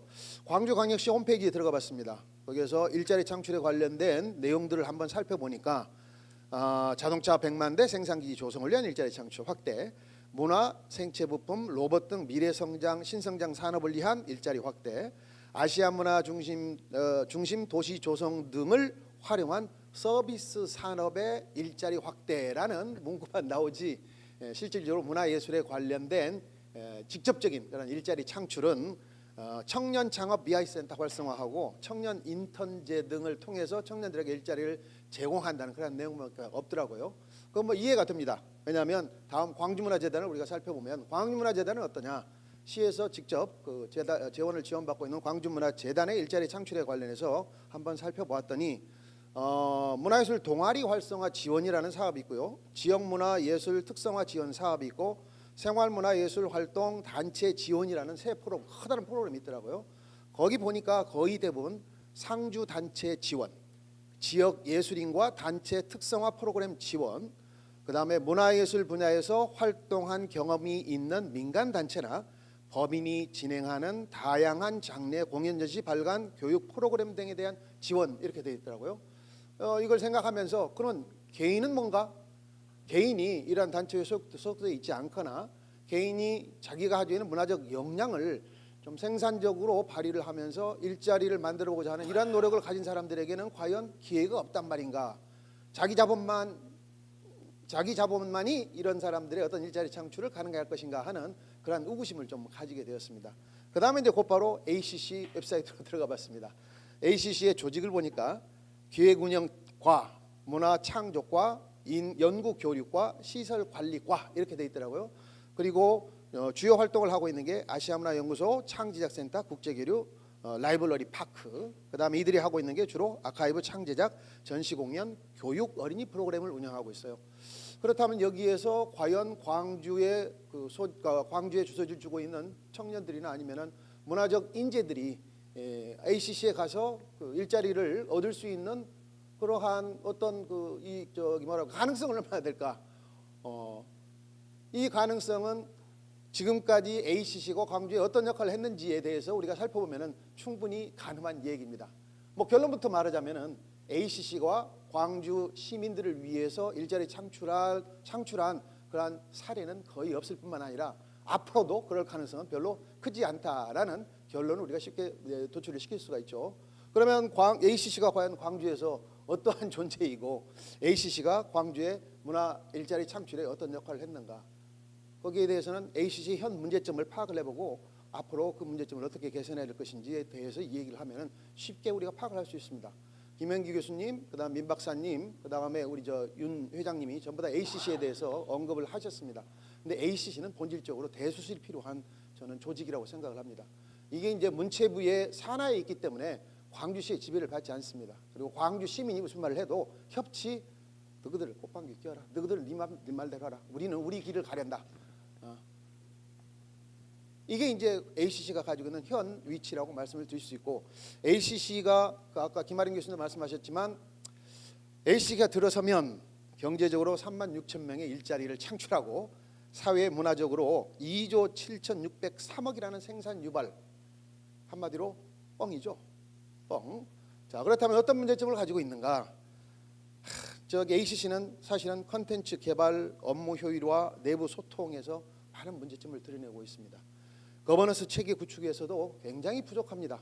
자기네들은 자기네 독자적으로 놀아요. 그래서 전당과 광주시와 뭐 구청의 정리협의회나 시민문화기구들과의 정리협의회, 전당 문화예술 관련 기관과의 협의회, 협력회의, 작년에 비로소 조금 숨통을 트기 시작했습니다. 시청하고.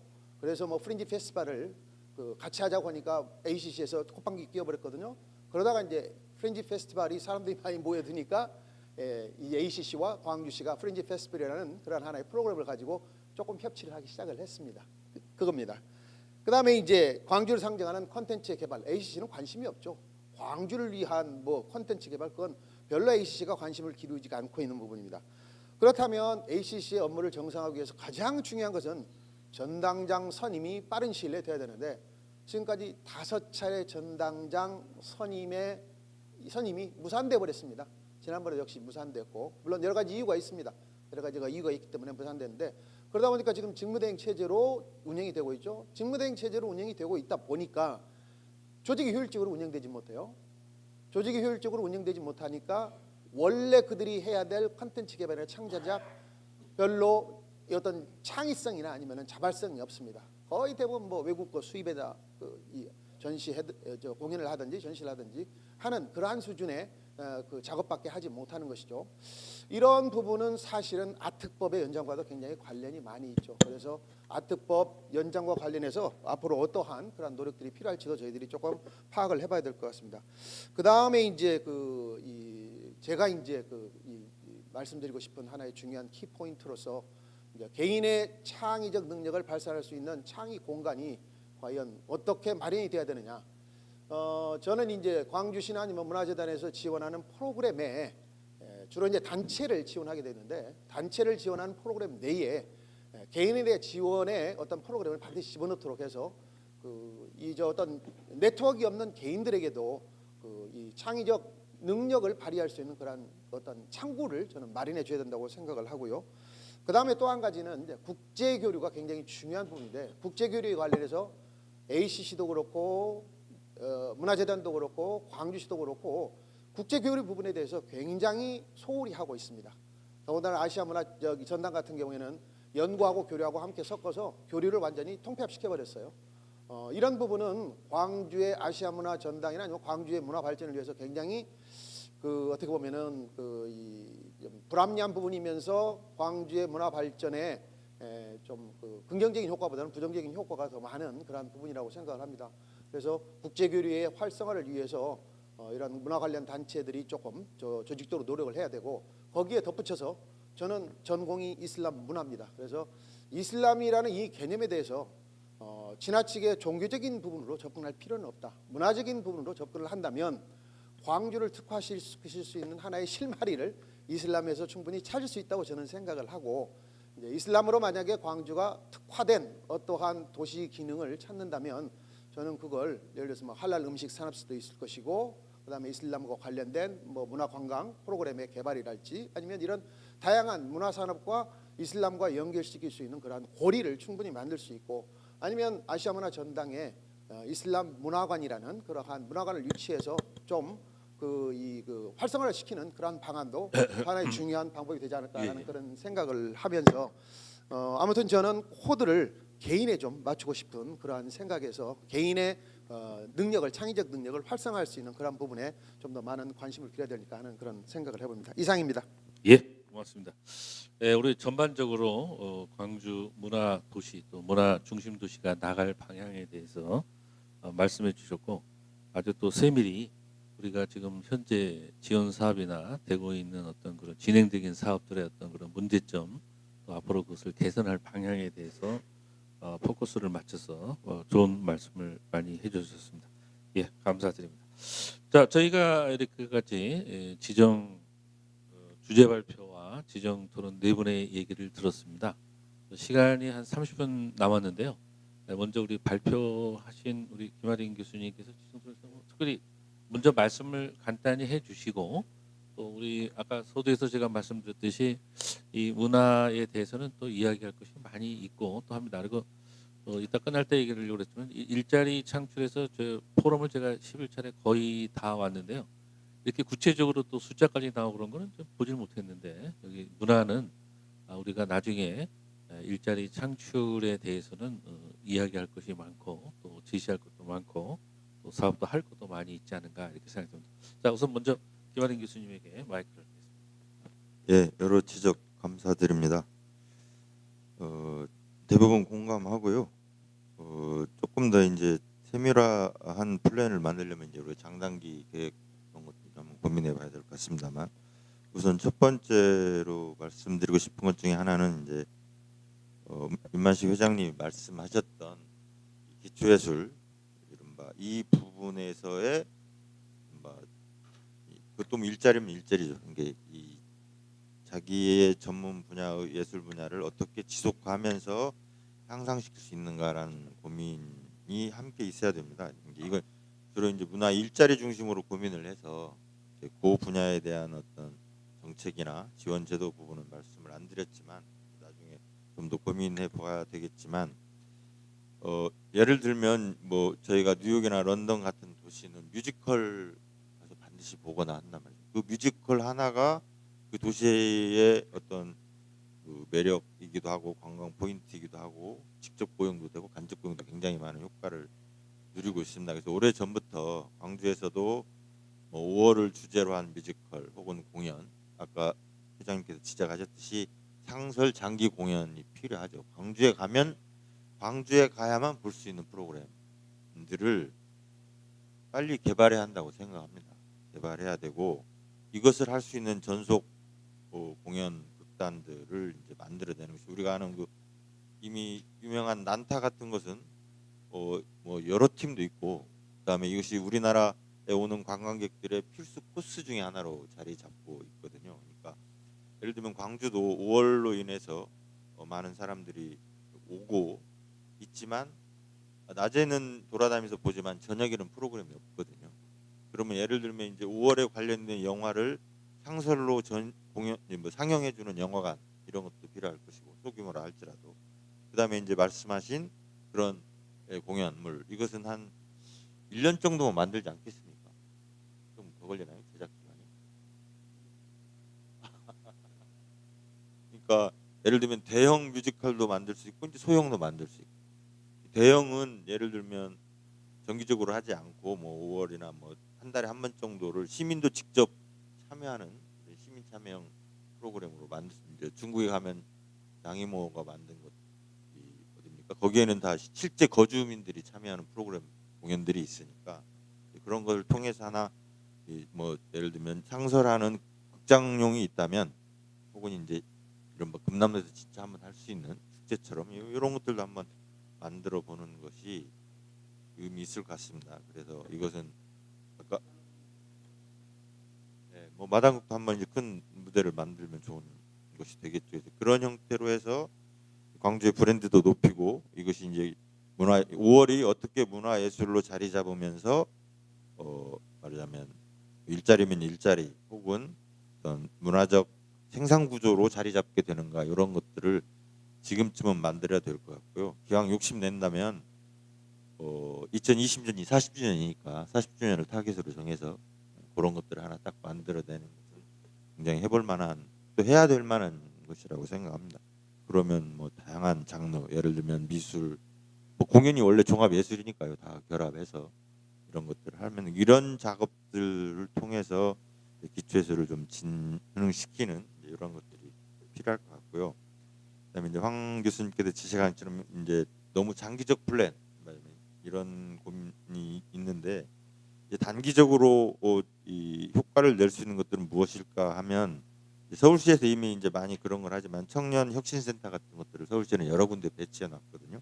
이게 반드시 문화 쪽만은 아니지만 그러니까 저희 광주도 꼭 새로운 건물 지을 게 아니라 현재 비어 있는 공간들이 상당히 있기 때문에 이제 그런 공간들을 활용해서 이른바 문화 예술 관련 혁신센터 같은 걸 일자리 센터를 확산시키고 그것을 통해서 이른바 창업에 관련된 혹은 취업 관련 이런 학습과 인큐베이팅을 해주고 그걸 통해서 이제 성장해 나간 이런 작업들이 필요하죠. 이게 광주에서 뭐 대표적으로 아까 윤만식 회장님 지적했지만 정보문화진흥원에서 상당히 이제 애니메이션 하는 사람들을 육성은 했어요.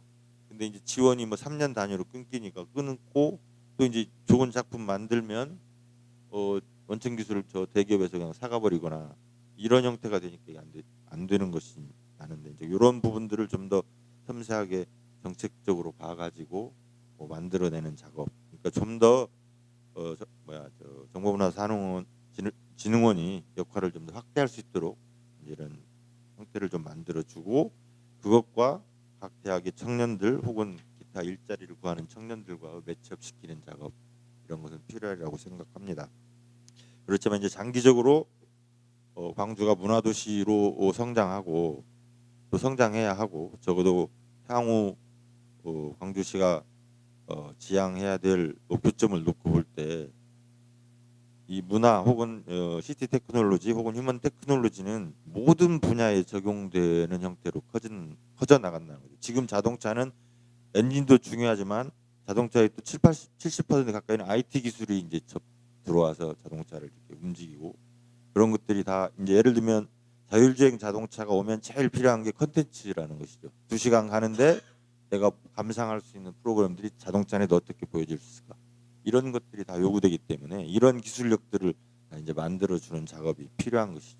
이런 것들이 함께 결합하면 이런 작업을 지금부터라도 해야 적어도 5년 후 혹은 10년 후에 광주가 어떤 형태로 나갈 것이다라는 이런 그림을 그릴 수 있지 않을까 이런 생각입니다. 예, 제가 말씀 여기까지 하겠습니다. 예, 고맙습니다.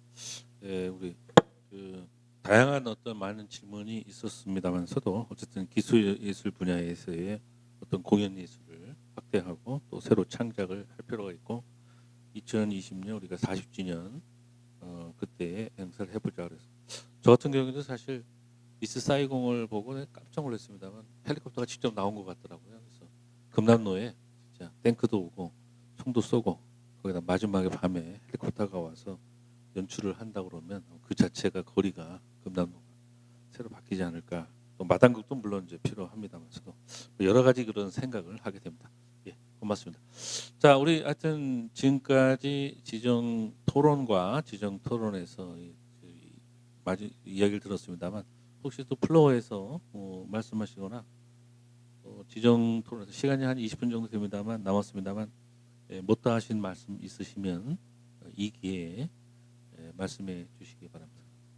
사실 제가 이거 사회 본다고 그럴 때 문화에서 와, 문화인들이나 또 문화예술 하는 분들은 마이크 한 번 주면 놓지 않습니다. 교수님보다 더 그럴 줄 알았는데 생각외로 일찍 끝나서 깜짝 놀랐습니다. 저 사실은.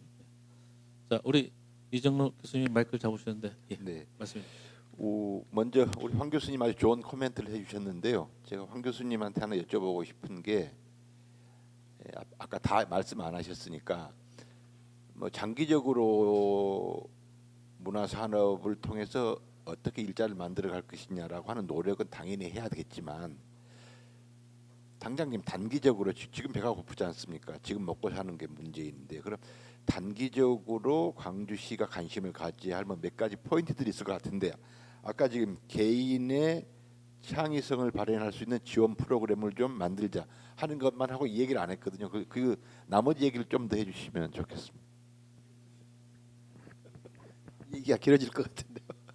예, 제가 이 좀 관심을 가진 것은 7대 문화권이고 그다음에 7대 문화권을 지금 이제 한국관광연구원에서 관광연에서 지금 그 수정 조정 작업을 하는 과정이고, 이제 5대 문화권으로 이제 축소시킨다는 그런 그 1차 보고서가 나온 걸로 알고 있습니다. 이제 5대 문화권으로 축소시키면서 거기서 주로 관심을 가지고 있는 것은 이제 선택과 집중이라고 저는 이 얘기를 들었습니다. 그래서 선택과 집중을 위해서 지금 현재 하고 있는 게 문화 전당권과 그다음에 아시아 문화 교류권, 그다음에 시각 미디어 문화권, 무등산 문화권들을 어떻게 상호 연계시켜서 순환 구조로 만들 것인가. 그리고 이 순환 구조를 이룩하면서 각 문화권별로 특성화와 차별을 어떻게 시킬 것인가. 그리고 특성화와 차별을 하면서 다양한 프로그램이 나올 건데 다양한 프로그램을 권역별로 어떤 대상을 누구로 할 것인가 하는 이제 그런 문제로 고민을 하고 있는 것 같습니다. 그래서 저는 개인을 좀 포커스를 둔 이유는 주로 지금의 어떤 문화 재원의 지원 방식들이 거의 대부분 아까 말씀드렸듯이 단체 위주로 주로 지원이 많이 되기 때문에 단체에 가입되지 않는 개인의 역량들은 잘 발휘되지를 못하는 그런 구조로 되어 있습니다. 우리가 창조도시 이론에서 찰스 랜드린이라는 플로리다 같은 그러한 학자들이 그 제안한 내용들을 보면은 창조도시가 경제적 효과를 창출하기 위해서 가장 중요한 부분이 이제 개인 부분이고, 이제 개인의 창조적 역량들이 모여서 창조 집단이 형성이 되고, 창조 집단이 단체화되면서 지자체와 연결이 되어서 아니면은 뭐 다른 또 다른 어떤 단체들과 연결이 되어서 어떤 시너지 효과를 창출하는 그런 구조로 창조도시의 경제 이론들이 진행이 되고 있습니다. 그래서 저도 그 부분에 관심을 가지고 창조적 능력을 가지고 있는 개인들이 어떻게 능력을 발휘할 수 있도록 할 것인가. 이건 문화권을 주관하고 있는 각 구청별로 아니면 이 지자체별로 공간을 마련해 줘야 됩니다. 근데 현실적으로 이 지자체는 아니면 각 구청이 가지고 있는 공간들이 많지 않기 때문에 제가 생각하는 이론 중에 하나는 소통과 대화와 네트워크가 가장 쉽게 빨리 대중화될 수 있는 공간들이 뭐냐. 우리 주변에 저는 커피하우스에 굉장히 많은 포커스를 가지고 있습니다. 실제로 유럽 같은 경우에는 커피하우스를 중심으로 해서 소통과 네트워크와 그다음에 대화가 이루어지고 담론이 형성된 경우가 굉장히 많이 있습니다. 대표적으로 이제 영국의 커피하우스 같은 경우에는 영국의 커피로 들어가면서 처음부터 직능별로 전문가 집단별로 커피하우스가 담론 형성의 하나의 장이 되고, 거기에서 그들의 새로운 어떤 창조적인 아이디어가 창출이 됐습니다. 그래서 저도 각 구청별로 각 그 아파트 이 별로 가지고 있는 카페 하우스들이 굉장히 많은데, 그 카페 하우스들을 어떻게 창조적 집단들이 소통하고 대화하고 그다음에 아이디어를 개발할 수 있는 그러한 생산적인 공간으로 연계시킬 것인가 하는 것을 조금 관심을 가지고 접근을 했고요. 거기에 대한 아이디어도 사실은 있습니다만 여기서 뭐 이 얘기할 그런 단계는 아닌 것 같고, 저는 주로 이제 그런 공간을 중심으로 한 개인 역량의 어떤 발산 그리고 그걸 어떤 거점으로 만드는 그런 데 좀 관심을 가지고 있습니다. 대답이 됐습니까? 그런데 이제 뭐 공간 이제 이해가 됐는데, 공간은 지금 이미 제가 보면은 광주에서 어느 정도 지금 꿈틀거리기 시작했다고 저는 생각을 해요. 그 공간을 단순히 그냥 건물만 아니라 어떠한 이 구획으로 보면 지금 요즘 젊은 사람들이 다 밥 먹고 커피 마시러 어디로 가신 줄 아시죠? 동명동 쪽으로 가면 이제 그쪽에 광주시나 지금 아까 어떤 분이 말씀했는 뭐 유휴 우리 황 교수님도 말씀하셨구나. 도심의 유휴 공간들이 그쪽 꽤 많습니다. 사실은 거기 그 동명동, 계림동 일부 들어가는데, 그래서 저는 공간을 만들어졌다고 생각해요. 근데 문제는 공간은 있는데 그러면 광주시가 어떻게 해야 됩니까? 어떻게? 기본적으로 그러면은 어떤 형태로든 공간을 확보하는 시드머니를 만들어 줄 수도 있을 것이고요. 또 아까 문제가 된다고 하는 부재하다고 하는 뭐 프로그램이 아카데미 그런 프로그램이 없던 그런 걸 해준다든지, 그럼 좀 더 구체적으로 그럼 광주시가 단기적으로 당장 2년 3년 내에 할 수 있는 어떤 사업들을 어디다 한 것 그쪽으로도 공간에다가 저는 이렇게 투입하면 된다고 보거든요. 그래서 거기 투입해서 거기서 어느 정도 이 뿌리가 좀 내리면 착근하면 또 다른 데로 제2, 제3 이렇게 나눠갈 수 있다고 보는데 어떻게 생각하십니까?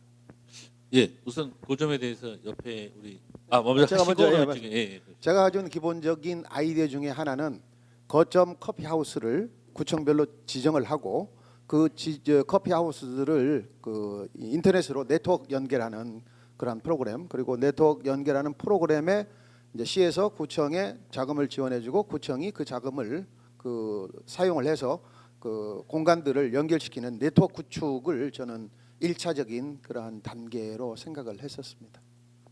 예. 또 그래서 부연 설명을 아이고 이게 참 드디어 이게 끝날 때 되니까 예. 문화의 꽃이 피기 시작하네요. 예. 그 아까 얘기가 나왔던 얘기인데요. 저는 이제 기존에 갖고 있던 뭐 꿈 같은 얘기인데, 광주가 갖고 있는 정신적인 자산 중에 하나가 5.18이라고 생각하고 5.18을 어떻게 하여간 확산시킬 것인가, 그 방법 중에 하나가 아까도 얘기 나왔던 그런 뮤지컬로 하는 것 중에 하나라고 생각하는데, 작은 규모의 뮤지컬이 아니라, 왜 세계 4대 뮤지컬 하면 미스 사이공, 뭐 캐츠, 레 미제라블, 오페라 유령 그렇게 얘기하잖아요. 그래서 우리도 잘 개발만 하면 5.18이 세계 4대 뮤지컬 정도로 이렇게 될 수 있지 않겠느냐. 그렇게 하기 위해서는 정말 세계적인 규모의 뭐 제작팀, 뭐 교육팀들이 있어야 되고, 그런 것들을 아까 뮤지컬로 했지만 뭐 마당극으로 풀어내든지 창극으로 풀어내든지 뭐 그런 것도 있어야 될 것 같고요. 그것뿐만 아니라 또 전통적인 형태의 뭐 일본 같으면 뭐 가부키, 중국 경극 뭐 이런 팀들이 5.18을 소재로 해서 새롭게 콘텐츠를 만들고 그것을 이쪽에서도 공연하고 자기 나라에서 공연하는, 뭐 또 우리로 또 그런 공연들을 전문적으로 할 수 있는 그런 공간이 이렇게 필요할 것이고, 그래서 이런 거 보면 한 518억 정도는 들 것 같아요. 그래서 500 이런 것을 위한 뭐 518억을 모으기 위한 뭐 펀드레이징을 한다든가나 하여간 그런 운동들이 뭐 필요할 것 같다라는 생각도 하여간 이전부터 해왔었고요. 지금 이제 또 하나 말씀드릴 것은, 한국문화기술연구원을 이 후보로서의 공약, 문재인 대통령의 공약 사항이었으나 100대 과제에 빠져서 논리적으로 또는 합리적으로 근거를 마련하기가 곤란하다라고 얘기를 하는데, 지금 지역 사업 중에 국정 100대 사업에 포함된 것 중에서 한국문화기술연구원과 관련된 사업들이 많이 있습니다. 예를 들어서 인공지능 기반 과학기술 창업단지를 조성한다고 했거든요. 여기에 기술이 있어야 될 거 아닙니까? 이 기술의 핵심은 인공지능 기술, 다시 말하자고 하면 이것도 GT이자 HT입니다. 또 4차 산업혁명 기술인재 산업 생태계를 조성한다고 했는데, 문화기술 없이 생태계 조성할 수가 없잖아요. 그래서 여기에 이 사업의 핵심 기술도 CT이자 HT입니다. 그래서 이런 사업을 지원하기 위해서도 국가 차원의 한국문화기술연구원이 필요하다라는 그런 논리적인 근거와 또는 대안을 마련할 수 있을 것 같습니다. 어떻게 이제 이런 것들을 시민사회 역량을 모아서 하여간 그 시와 이렇게 협업을 해서 제시하느냐가 문제인 것 같습니다. 네, 이상입니다. 예, 제가 어쩐지 김현 교수님이 말씀을 좀 전반부에 조금 하시더라 했는데, 역시나 말씀이 많이 이야기할 분이 많이 있음에도 불구하고 이렇게 또 짧게 또 요약해서 좋은 말씀을 해주신 것 같습니다. 자, 아까부터 우리 기다리고 계신 우리 김아린 교수님에게 마이크를 다시. 제가 잠깐 말씀드릴게요. 그 작품 얘기 나오는데, 올해 그 강주문화재단에서 5.18 이물리안 행진곡을 주제로 해서 거기에 사무처장이 작곡가잖아요. 그래서 5억을 이번에 편성을 했어요, 문화재단에서. 그래서 1차적으로 교향곡을 올해 제작을 합니다. 이물리안 행진곡 교향곡을. 이제 그렇게 하면서 그 친구 계획이 내년에는 뭐 뮤지컬도 하고 또 다른 해는 뭐 창극도 하고 뭐 이런 계획인가 봐요. 그것은 문화재단에서 하는 거고, 우리 이제 시민사회단체 문화예술 쪽에서는 또 다른 이제 저희들은 바로 내년부터라도 저희들은 뭐 뮤지컬로 들어갈 거라고 생각을 하는데, 아까쯤에 이제 그 헬리콥터 얘기가 나와서 여담으로 말씀을 드리자면, 지금 그 전일빌딩의 그 헬리콥터가 최근에서 이렇게 밝혀졌는데, 저희들은 이제 현장에 5.18 때 이제 저희들은 목격자이기 때문에 헬리콥터가 분명히 떴고 거기도 사격을 한지를 우리는 뻔히 알기 때문에 2000년도에 임철우의 봄날을 김아라가 연출해서 무대 그 공연을 한번 한 적이 있어요. 서울하고 광주에서. 그때도 그 헬리콥터를 무대에 띄우려고 그랬어요. 근데 기술적으로 그게 안 돼가지고 못 띄웠어요. 그리고 지금부터 한 7, 8년 전, 한 6, 7년 전에 메이 저 엔터테인먼트에서 뮤지컬을 이물량진곡을 뮤지컬을 만들었어요. 화려한 휴가를 만들어서 일본까지 갔다 왔는데 그때도 그것을 헬리콥터 띄우려고 했어요. 근데 예산 문제라든가 그 예산이 시에서 1억밖에 안 줘가지고 예산 문제라든가 이런 것 때문에 못 띄웠거든요. 그때 그것을 띄웠으면 공론화돼 가지고 훨씬 빠른 시간 안에 저 헬리콥터 저게 아마 밝혀지지 않았을까, 이런 생각을 하면서 그런 게 하나의 그 공연하는 사람들의 어떤 조그마한 나름대로의 기능이 아닐까, 이런 생각도 해봅니다. 그래서 앞으로 뮤지컬 만들면 이제 드론도 있고 그러니까 예.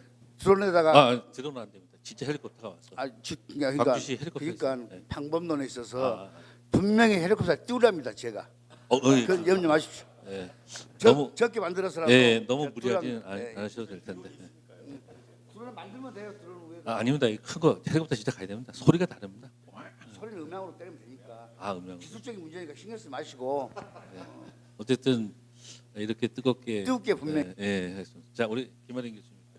다른 말씀은 아니고 아까 황 교수님하고 이정록 교수님께서 하신 말씀 중에 좋은 차관점이라고 생각합니다. 그러니까 그 문화 뭐 서구 사회에서 문화가 발전하는 걸 보면 이제 카페에서 어느 정도 담론이 만들어지고 그것이 이제 에비뉴로 나와서 시민들과 소통이 되고 이제 파크로 가고 하는 이런 소통의 시스템을 갖고 있거든요. 그러니까 만일 시에서 본다면 카페를 개입하는 것은 이게 다 개인적 자산과 자기 영업권을 갖고 있기 때문에 거기 개입하는 건 좀 금지하더라도 거기에 있는 젊은 친구들이 아까 제가 행위와 그 독점 구조와 그 공유 구조 말씀하실 때 그걸 공유할 수 있는 공간을 만들어 주면 됩니다.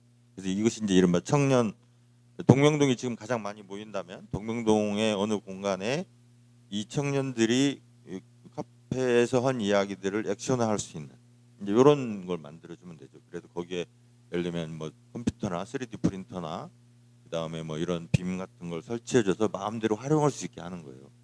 그런 센터를 만들기 이제 그런 공간이 되죠. 그래서 자기들이 논의한 담론들을 액션화할 수 있는 행위라는 것은 혼자 할 수도 있지만 이런 일자리를 위해서는 뭐 개인 창업도 가능하지만 소규모의 이런 그룹형화된 공유한 구조를 만들어주는 것이죠. 그래서 이게 성공하면 이제 파크로 나갈 것이고 실패하면 다시 또 카페로 들어오면 되니까 이런 부분을 한꺼번에 전부 까는 것은 좋지 않고 실험적으로 한두 개 정도 아까 이 영역을 특별하자 했거든요. 예를 들면 애니메이션이면 애니메이션 혹은 뭐 이런 형태로 해서 그런 것을 공간을 만들어주면 굉장히 의미 있는 작업들을 거기서 수행할 수 있는 것이죠. 이런 것들이 필요한 것 같습니다. 예, 고맙습니다. 어쨌든 저희가 뭐 동명동이 됐든 어디가 됐든 문화를 소통하고 또 더 넓게 볼 수 있는 어떤 그런 매개체내든지 그런 어떤 줄기는 저희가 만들어줘야 되고 또 그것이 개인으로나 어떤 조직으로 하는 것이 아니고 시스템으로 함께 가야 될 필요성은 있는 것 같습니다. 잠깐만 이게 저 뮤지컬 얘기가 나서 좀 저거 그런데 그 소리도 그러지만 바람이 있어야 됩니다. 그래서 이 드론에는 바람이 안 됩니다. 그래서 네, 어쨌든간 자 하여튼 지금까지 뭐 시간은 다 돼갑니다만 꼭 이 말씀 아니면 집에 못 가겠다. 또 문화에 대해서 이거는 좀 언급 좀 해야 되겠다라고 하실 말씀 있으십니까 혹시?